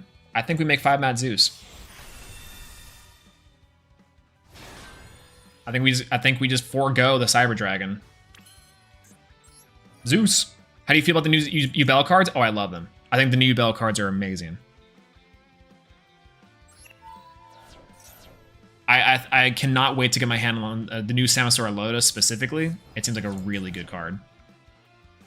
Tribute for cost? True. It was magic cylinders. That's funny. Okay. Oh, it's a machine. I forgot it. It's a machine, so I can actually still summon it under the restriction of Noxter, which I think I didn't prompt yet. So I can go Noxter for Cyber Dragon. I'll wait.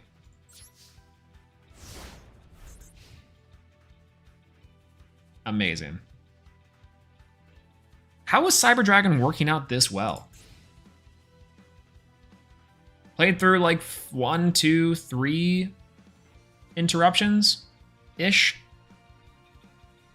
Yeah, the Samasora Lotus makes me hopeful for the card to say, ooh, core. Oh god, it's over. All right, big Jover. All right, go for core. Core effect. Core effect, add emergency. Seems good.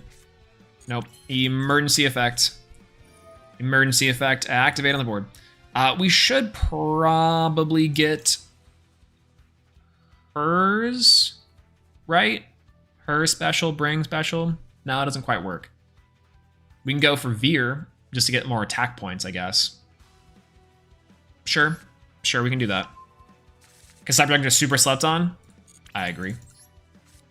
For some reason, I'm like, oh, this is a no-brainer for me. Like, this sounds like a really fun time. Look at this. It's like we're playing normal Cyber Dragons. Target this, bring out Veer. Veer for just a little bit of boost in attack points. Over. Nice. Thought he was cute with Lair of Darkness, huh? We got the sleeves. We have the sleeves. All right, keep it going. We have the sleeves. We're gonna be in there. The anti-Zeus card is going to be so annoying. Oh, yeah, the dark one, right? That one actually looks kind of neat. I'm curious to know how it breaks the game, but holy. Yeah, it's so refreshing to see T-set pass, not wasting my time 10 minutes every game on the first turn. Yeah, it's sometimes super disheartening to like, the other day when I was trying to just get my dailies. Baylor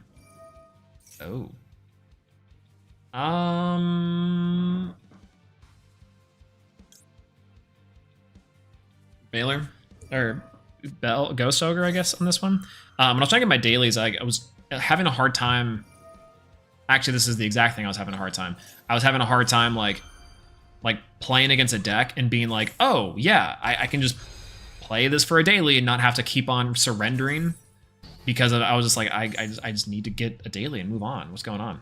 Which is say longer, but it's pretty late. I will make sure to watch the VOD. Arms Like Wild Heart. Blue Plays, thank you so much for stopping by and for chilling out with us in chat and saying hello. Arms Like Wild Heart, thanks for being with us today, and for the amazing Gizmek replay. That was super based. Holy, that was nice. Very cool. Hope you have a good rest of your night, and we'll see you soon. Speaking of 10-minute combos, by the way, we have Black Wings. I've been FTK'd so many times this event. Is there a true... What's going on, Brandon J, by the way? Hello. How's it going? Hello. Oh, Brandon J, I forgot to... I was rewatching the VOD from yesterday, or 2 days ago, when I was talking about the cost and Yu-Gi-Oh! Like, gatekeeping thing, and along with balance and new player stuff. And you brought up some good points, and I forgot what they were. And I forgot to acknowledge them because I was like monologuing. But I can't remember what they were entirely. But yeah, there were some good points that you mentioned. I can't remember what they were though. But I forgot to bring that up. Earlier. But I was rewatching the VOD and I'm like, man, chat's pretty smart. Yeah, iconic matchup. I'm saying, why don't we play Black Wings? Yeah, Cyber Dragon for the event I think is a good call. A lot of stuff can happen. I think it's pretty fun, but you also get stuff like, I don't know, any of the new Blackwing stuff that happens. So, you know, also fun, also extremely good.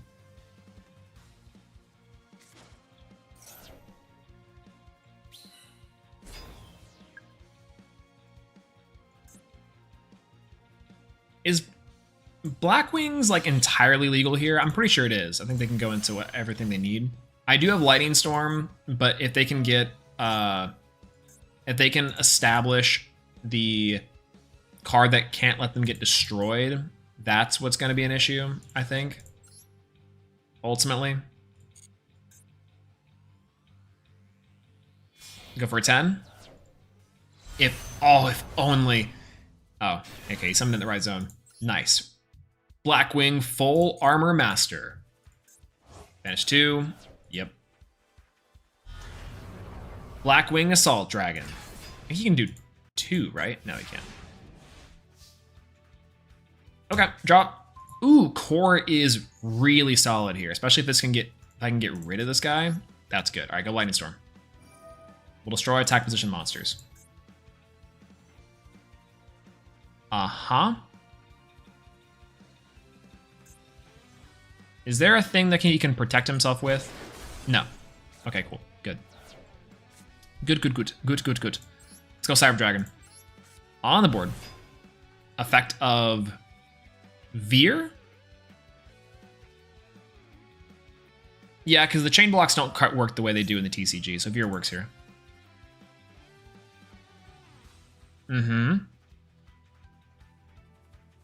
Here against an adverse structure deck, we get a free roll rare. Dude, that would be so good. I'd be very happy. Okay, target one monster on the field. Okay, what does this do? Target one.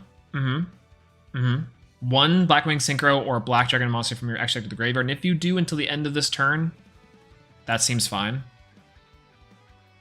I mean, what is he worried about? Negates on field? I think, what is he sending that's gonna change anything? That's what I'm curious about.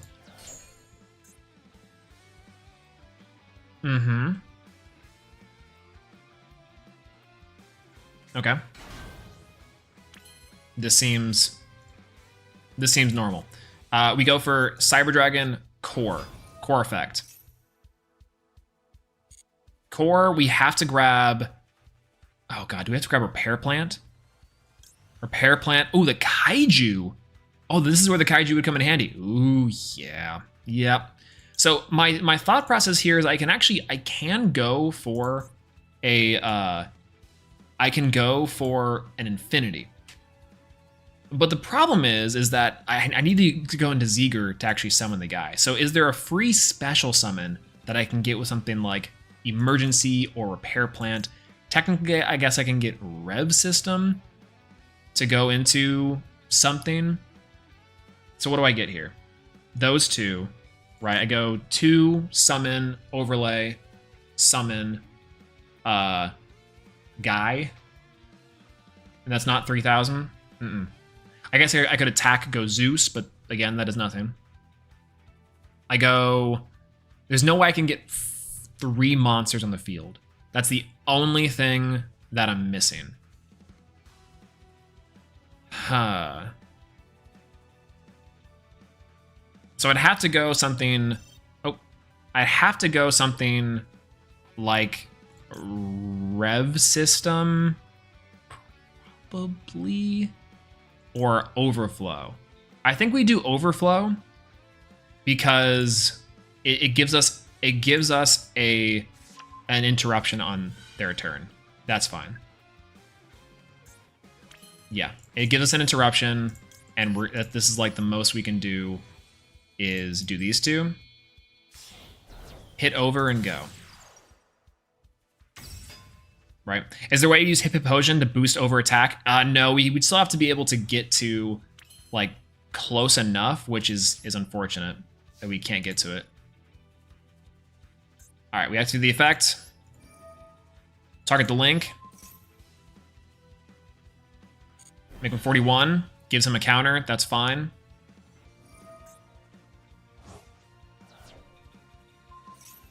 Wait, does he have a second one in the graveyard? No. Should I just banish that? Oh, bro.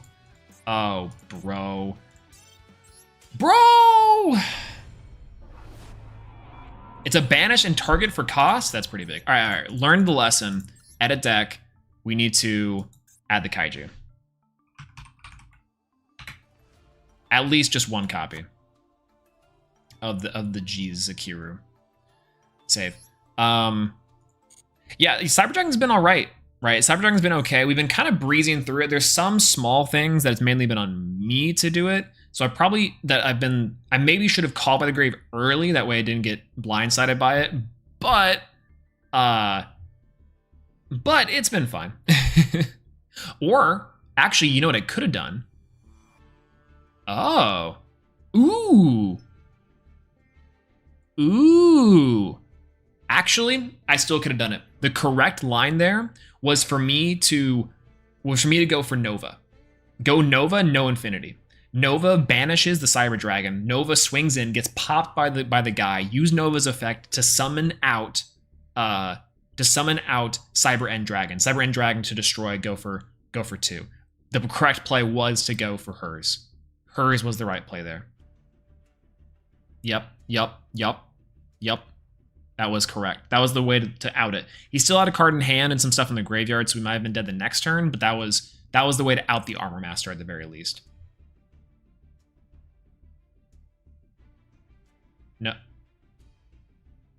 No opponents found, I guess. Retry?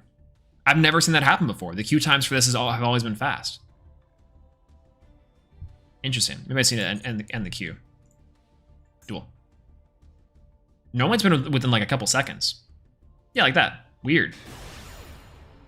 Yeah, even if you're left unprotected. Exactly. Yeah. Completely left unprotected, it maybe would have worked. We've been able to out the Nova Master and very forward thinking. Ideally, in that situation, we do call by the grave early. There was almost no reason to go into the Nova, but that was the second way we could have done it. This hand's pretty good. Galaxy Soldier into Noxter into Cyber Rev System to normal summon the Galaxy Soldier, go for level 5s. Call by and a Forbidden Droplet on the board. Prep. What you got for us? Is Drytron legal? Well, Illusion of Chaos is legal. But yeah, graveyard effects be blindsiding us happens so often, so no sweat. Yeah, I'm saying. Okay, Magician's Salvation. This is going to be a little hard because we didn't open up a any negation hand trap, and also we didn't open up any removal. So that's going to be rough. The Rod.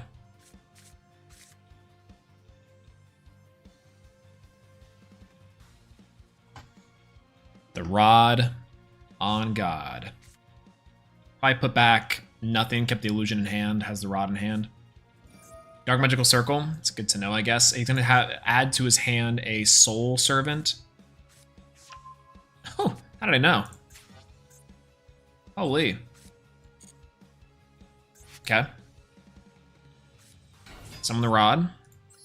Magician's Rod gets better by the day. Add 1 spell or trap that mentions Dark Magician. Dark Magic Attack. Or Dark Burning Attack. 1 Lightning Storm, Feather Duster, or Evenly wins me this game. And that's all I can hope for. Bond between teacher and student. Okay. This is actually a pretty competent little strategy. Goes for Dark Magician with the Magician's Souls. Again, this deck is so expensive for absolutely no reason. Go for Soul Servant. Place one top of the card. Draw 2 cards. Yada. Let me get your guys' take on this one. Do you think Dark Magician is a good beginner-friendly deck? Like a full-power Dark Magician deck? Do you think that's actually pretty decent to teach a player how to play? I was thinking in terms of like the Rarin video, right? Where like, if you give a player Blue Eyes, I think you give a player a Blue Eyes, full Blue Eyes deck, they can actually learn how to play pretty well. I honestly think that a lot of the DM retrain decks give a lot to new players in terms of how to play modern Yu-Gi-Oh! Never? I think so. I think it's good. Yo, how's it going, vegan fart man? Hello. How's it going? How legal is how is this legal when my Dark Magician deck is illegal on this? I choose Dark. I don't know. That's weird. Dark Magician teaches decent control strategies, a bit of fusion and link. Yeah, like a little bit, right? Other than nostalgia decks are terrible. Yeah. Don't get me wrong. I think the nostalgia decks aren't great about teaching people like meta. But I think in terms of teaching people like the modern game, I think these decks are slow enough. They have enough things in them and they have enough DM nostalgia to get new players to be like, all right. Like, I think that's the kind of the point. Like, we want the players to have that eureka moment where they say to themselves, I get it. Like, they're the Danny DeVito gif and the Danny DeVito zooming in and it's been like, I get it now. That's what we want from a new player. So how do we do that, right? There's a few different ways. We can either give them a deck that's new, they've never seen before and have fun, or a deck that's old school that we can get them to have a good time with. So easing them in, exactly. Easing them into the game to give them like select options that are pretty decent. Draw. Double call by, say less. Say absolutely less. Galaxy Soldier. Because now I think we have everything now. Dragon Mage do teach the same lessons and are considered better. I think that's true. I think Dragon Maids are like a control deck that's actually like very solid comparatively for sure. What you got for me? All right, Cyber Rev system. Let's rev it up. Rev. The system. We summon Noxter. And then we have to normal summon a Galaxy Soldier. Isn't that hilarious? In the year of our Lord, 20. Do I care? No, that's fine. I think I don't really care. Unless it's a quick play spell. Okay, it's a trap. He can't activate that trap this turn though, which is nice. All right, Galaxy Soldier. This should prompt the Eternal Soul, which, if he's lucky, he has a Dark Magician in the hand. There's Eternal Soul. Use the effect. We gotta go for a call buy. We gotta make the biggest call buy of our life. If he's got a Dark Magician in hand, he's just better.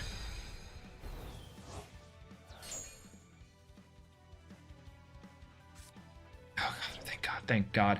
Thank God. Thank God. Thank God. Let's go. Let's go. Dragon Major battle trick with 1 negate relies on Dragon Link, which is way more complex. Yeah, I think it does get better the more you learn. It is a deck with a low skill floor, high skill ceiling. I do completely agree with that.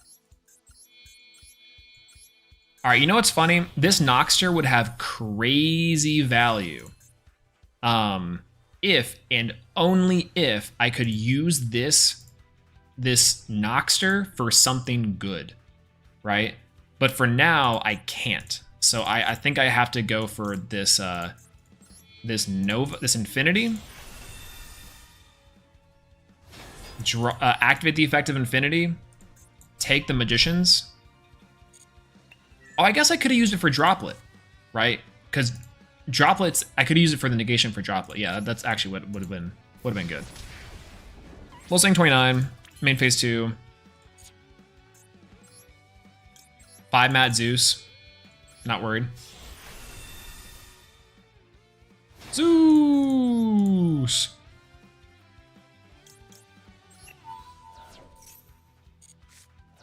Goodbye. End phase. Oh, it's fusion deployment. I guess I could have waited, maybe. I don't know. Yeah, DM ceiling is way low. Yeah, the DM ceiling is low. And I think the skill floor is also equally low. Can you imagine if there was 2 Zeus, I could go into another Zeus? Yep, that's fine. He's got to add 1 Dark Magician card. Probably Magician Souls, if I had to guess. Or the Servant, right? Mats adds the Rod. Rod to hand. Puts 1 card back. He's got to keep the... It's probably got to keep the other guy. Rod on board. Normal summon the Rod. Rod's effects negated because I called by the grave to last turn.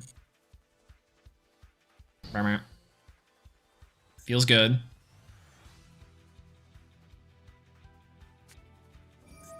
Soul Servant. This is actually going to be kind of tricky because he does have 1 Dark Magician Girl in the graveyard. So, does Fusion Deployment special core? No, it only special summons Cyber Dragon. So it can only special summon the normal version of Cyber Dragon, which is actually not that bad. Soul Servant. This will prompt our Zeus, unfortunately, because he's gonna be able to activate the effect of Circle, and we have to negate it with Zeus effectively. Boop boop. Goodbye. And then we have to. Then now we're in a top deck war with Dark Magician, which they've already used 2 Circle, and they do have a lot of ways to get to what they need to. Lightning Storm's okay. Lightning Storm will help us a little bit with any monster effects, but we'll see. Imagine overlaying another Zeus. That'd be amazing. We'll set 1 card. We'll pass. Again, I think this is where the Cyber Dragon Noxter would have been able to come into pretty good play, but I think the Zeus line is still correct here. Zeus hard carrying this game. Zeus is, oh god, insane. He's gonna get another 3rd Rod? A 3rd Rod? There is the Rod. He's gonna be so sad. He's gonna be so sad. When we Forbidden Droplet for everything ever. Unfortunate. You think Ninjas has a good barrier for entry deck? I think Ninjas is actually pretty solid. It is one of the only, like... Nice, that was a good Dark Magician game, by the way. It's one of the only decks that I think has interesting mechanics that, like, people don't really know what to do with. So it's a pretty decent rogue option. It might be a little bit unintuitive. That's my only worry, is that the skill floor might be a little bit too high, but as long as the deck is like easy enough to grasp on first glance, like your initial target combo, then I think you should be fine. All right, that's my honest take on Ninjas. So Yeah, if we're talking decks for new skills to develop better skills with, what other guys do you think? Man, the ninjas is probably not that bad. I think Cyber Dragons is a pretty easy one. Honestly, I think that just either pure Tri-Brigade or Zodiac is actually pretty good. Zodiac's a little more complicated because it kind of goes around normal XYZ summoning mechanics of Yu-Gi-Oh! But I do think that like it's a decent enough deck. Like Zodiac is no Zodiac. Tri-Brigade specifically is a very straightforward deck. It's good. It's got good interruptions. It's got a very like linear line of play. I think it's a very solid choice, especially for modern Yu-Gi-Oh! With links, for sure. Yeah, Zoo I think is a good like like mid-range strategy if you're playing just pure Zoo. It can get you there. Like maybe the next step would be teaching you Zoo. Yeah, Tri-Brigade's good. I thought Salamangreat could be good, but I think Salamangreat may be a little bit too fast. It does a lot, just does a lot of stuff.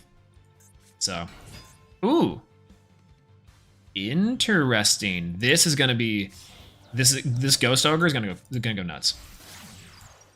Rice-Strix. Oh, fun. Gamma. What's going on, Apple Duck? Hello. How's the dishes? Hero can be a solid deck for new players to get into combos. Easy.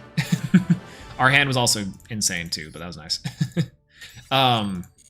Since the lines are pretty simple on entry, but does require complexities to learn certain hands. Yeah, that's kind of the problem too, is that like you almost need decks that can essentially auto win, and heroes can, but they take a little bit to get to that win condition. Right? Because like I think that's why Branded I think is pretty solid for new players. Like it's a little bit advanced, but like it has some tricks to it, but like you have to play like as pure as possible Branded, like with make it so simple, right? I mean, yeah, Branded is probably pretty okay. Unchained's not bad, but yeah, one card combos to make the ease of use good. Yeah, right. It makes the barrier of entry much lower. Also, this evenly match about to go crazy.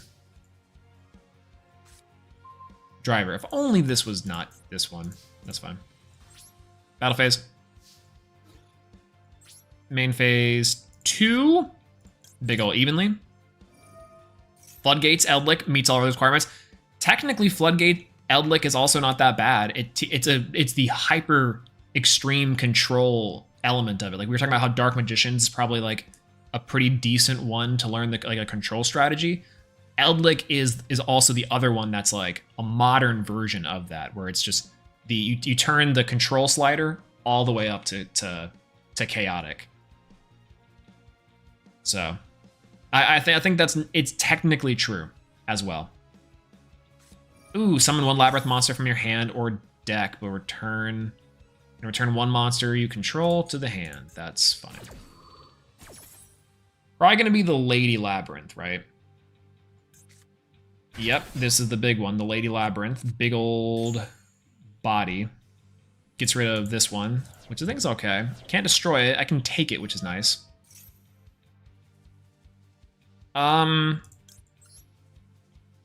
We just call by the grave that. I think we have to. I think we have to call by the grave the Torvi.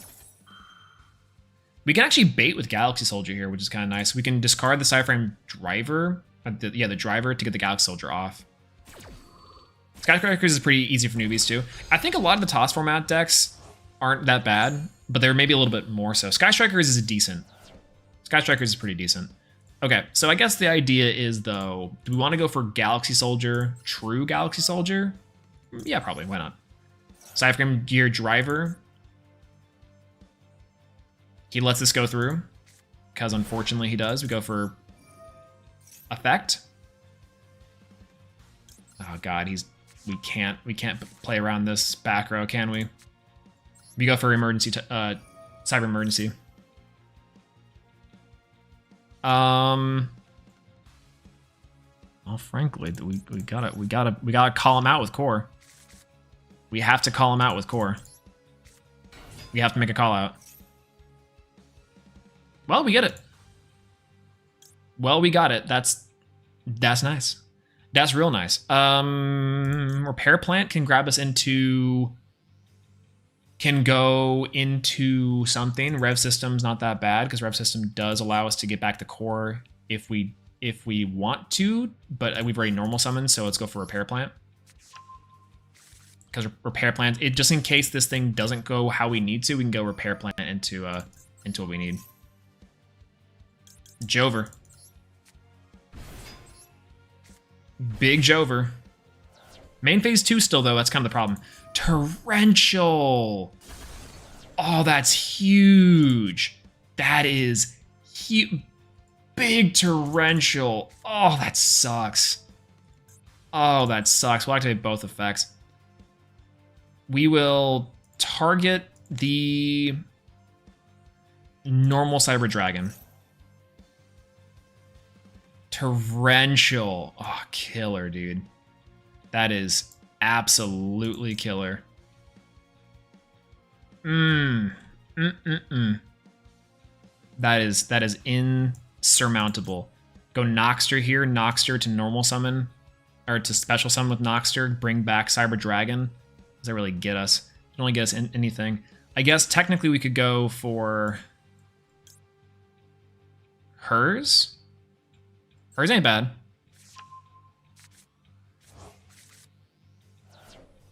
Go Galaxy Soldier effect. Discard hers. He still has the special ability. Can sell it on Infinity, though? I don't know if we can, right?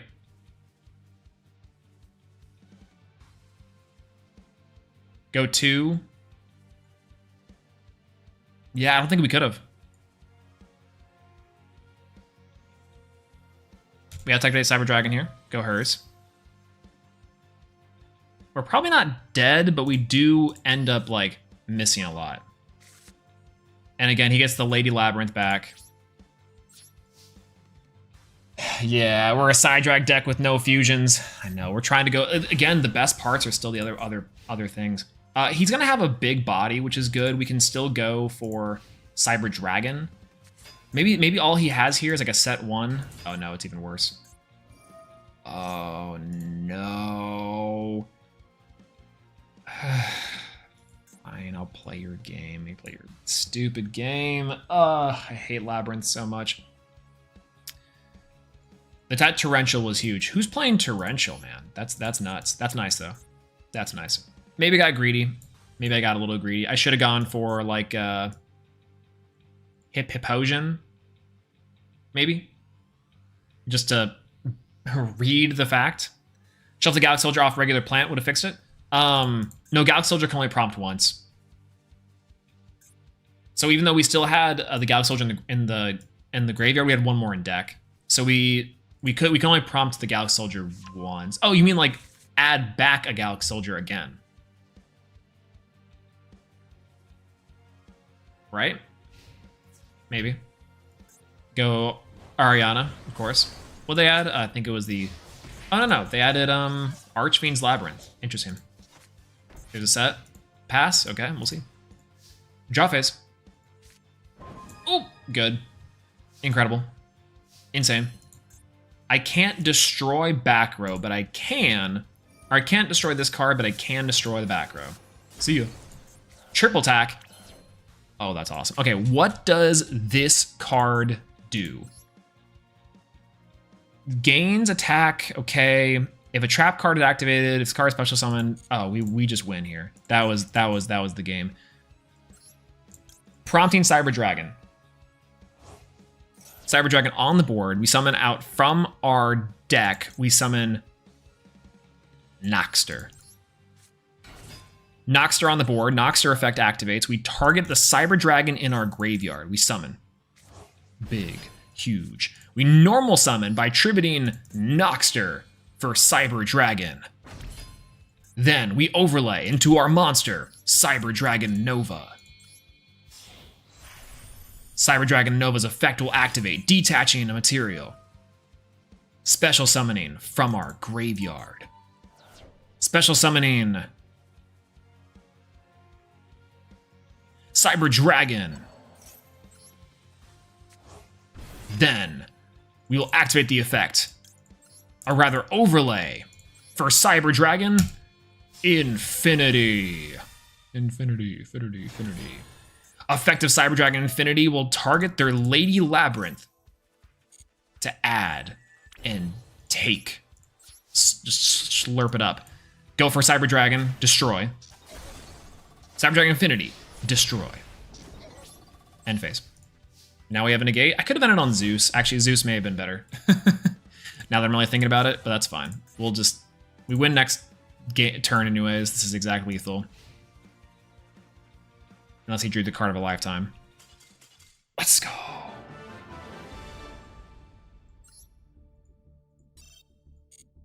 Let's go! Armored Rat, let's go! Alright. We are almost done. We need a little bit more to get it, right? Let's go more. Una más. Oop. Nice, that's fine. I think I kind of like about this deck is that I think I like going second is completely fine, but... And I think in certain cases, if you play enough removal, get a little bit lucky, we can do it. So, 80 más, true. Yeah, true. Just a little more. Just a little more. Oh, God. Okay, well, what's the card you're gonna discard? Dogmatic of Punishment. I think we have to imperm this just out of card advantage wise. It's actually pretty fine, but that's okay.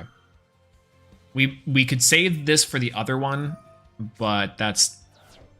He's okay, it's still just decreasing card advantage. I don't know why he didn't start with Ariana to keep the Dogmatic of Punishment. Maybe this is why, because he wanted to bait out this.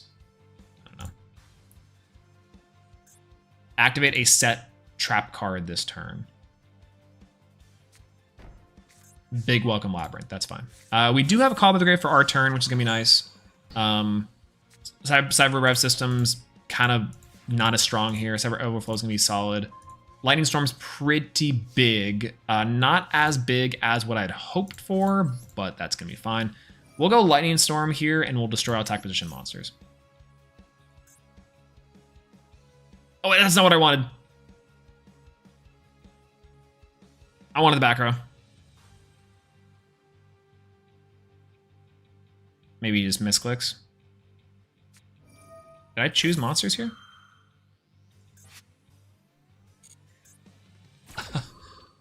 Oh. He prompted it still. That's fun. Interesting. I don't get it.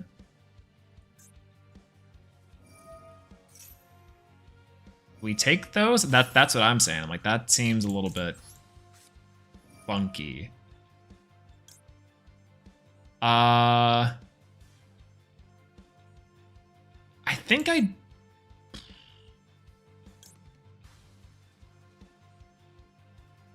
gotta get rid of the Chandelier.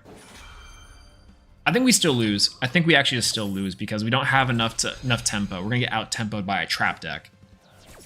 Because the idea is we can go Overflow, pop with Cyber Dragon, but like that's it. Right? That's like about all we can do.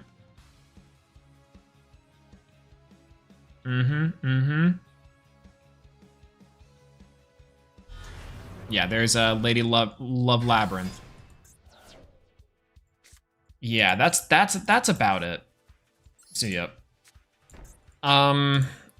Maybe we chance. Maybe we just set past chance. What's the quick effect in hand?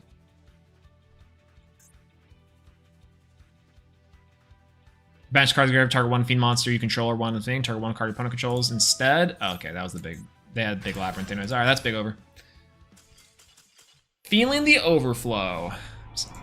It's a good card. I think it was fine, but whatever. Keep it going. Anyways. Actually, no, at this point, it is going to be a chunk of mess.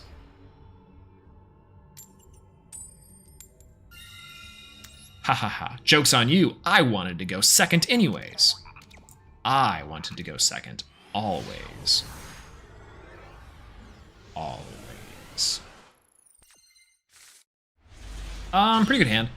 No destruction or removal, so we're at the mercy of whatever our opponent does. So if we...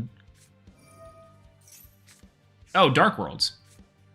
Or just Dangers, I guess. This is fun. Effective Mothman. Draw a card, discard a card. Ooh. Rest of this one's good. He's like, Cyber Dragons. I'm like, yeah, I get Cyber Dragon.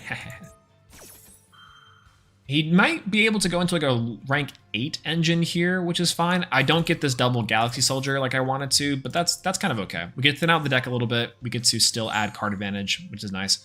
Cyber Rep system is going to be pretty good. And the Cyber Dragon, if he ends up on something big, we can just, you know, summon Cyber Dragon, go crazy. So there's that. Oh, weird question. We're only facing off against dark decks, right? Is that what's happening? Also, why does his Thunderbird always get it when Doug's never does? You face both? Oh, okay. I just, have we faced a light deck yet? I don't really remember. Same with dark. Okay, I gotcha. Maybe I missed something. But yeah, +1, baby. I'm saying free +1. Look at that. Started turn 0 with 6 cards. You could say I was cheating. Uh-oh. Dark World Prophecy. Target any 3 cards in the graveyard, banish them, and discard 1 Fiend monster during your main phase, except the cards in the graveyard. Okay. Snow. This card is discarded. Adding a shield. Shield. Or Gateman, adding gate. Gate effects. Gate effects. Banish. Gateman. Discard Fiend. It was Brow. Brow effect. Gate effect. For 2 level 4s. Redoer? Yeah, now's as good a time as any if we have to... yeah, if we have things to do. That's true. That's true. I might as well just get some more water while I'm at it. Oh, Steelstorm Roach. No, I think we should be fine. This is going to be kind of rough, though. Because I can Cyber Dragon and get that Roach right off of it. It's going to be really funny. He's going to go for another rank 8, maybe. Jagublion. He knows I'm playing Cyber Dragons, which I don't know if is really like a good thing. He gets to go into... Is Hope Harbinger dark? I guess I'm about to find out.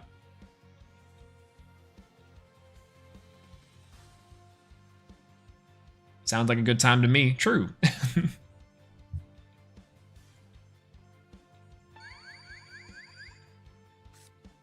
Nope, he's got a Heart Earth Dragon.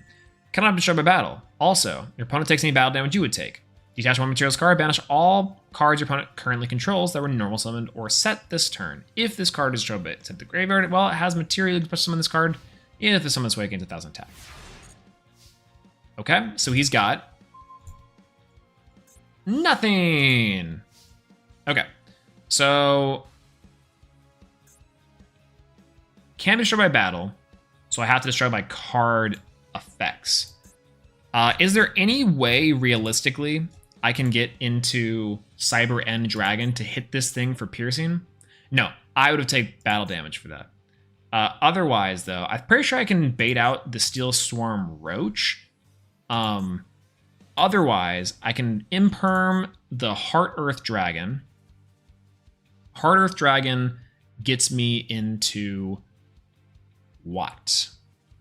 Not actual like what, but you know what. And I don't think that's anything. Steelstorm Roach, I can probably negate and then still end on an insane board. This is probably the best hand we've ever had, by the way. I guess I can still send it to the graveyard with like Zeus. Right? I can still counter by Grand Mole. It actually is. Grand Mole clears.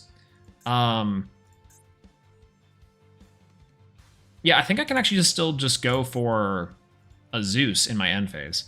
I can just summon level 5s, go for something, then go Zeus, prompt Zeus, send everything else, then set up my play. I think that's the idea we go for. Yeah, let's go for that. Let's go for Infinity. Infinity target Sealstorm Roach.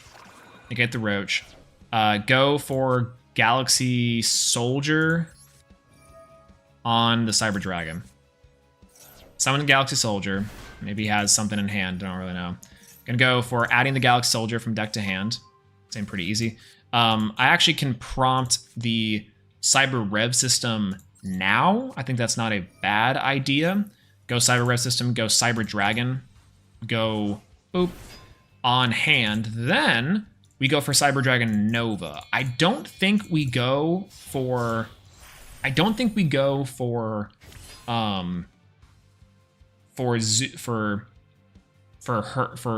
what we want, because we can still go for stuff. We go battle phase, we hit over the Dogman, we go main phase 2.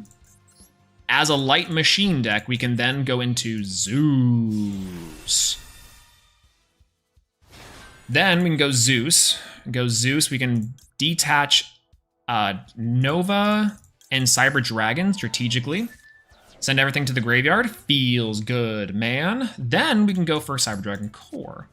Cyber Dragon Core activate its effect. We can add from our deck to our hand a Cybernetic Overflow. I actually don't think we need anything else.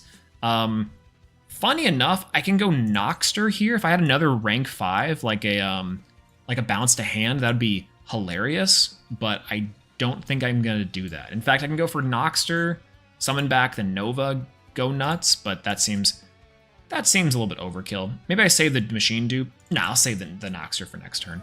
Go Machine Dupe. Machine Dupe target core. Summon 2 Sidras.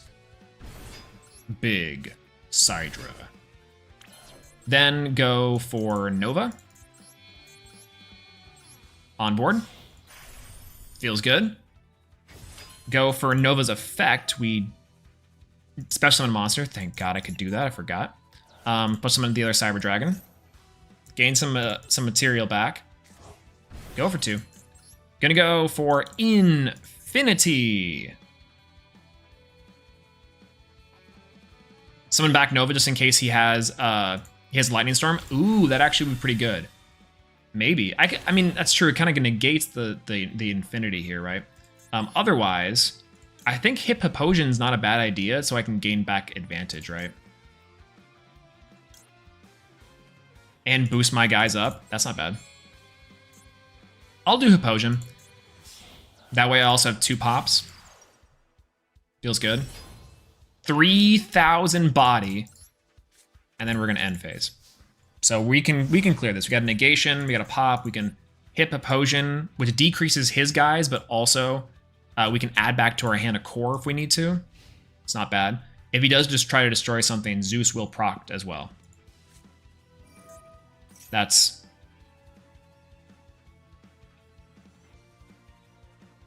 I unfortunately think I have to negate that.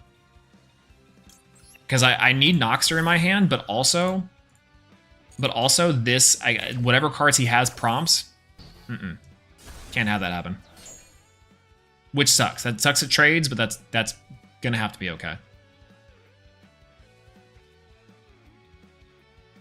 This should be whatever he's thinking has to roll. I'm saying. Actual Mad Lad playing hand destruction. It's so good. I know. It's so good for him here. Like, card destruction's really cool, by the way. This is one of my favorite cards. I remember from back in the day, I had a holo version of it, and I was like, yeah. Maybe it's a disconnect. Oh!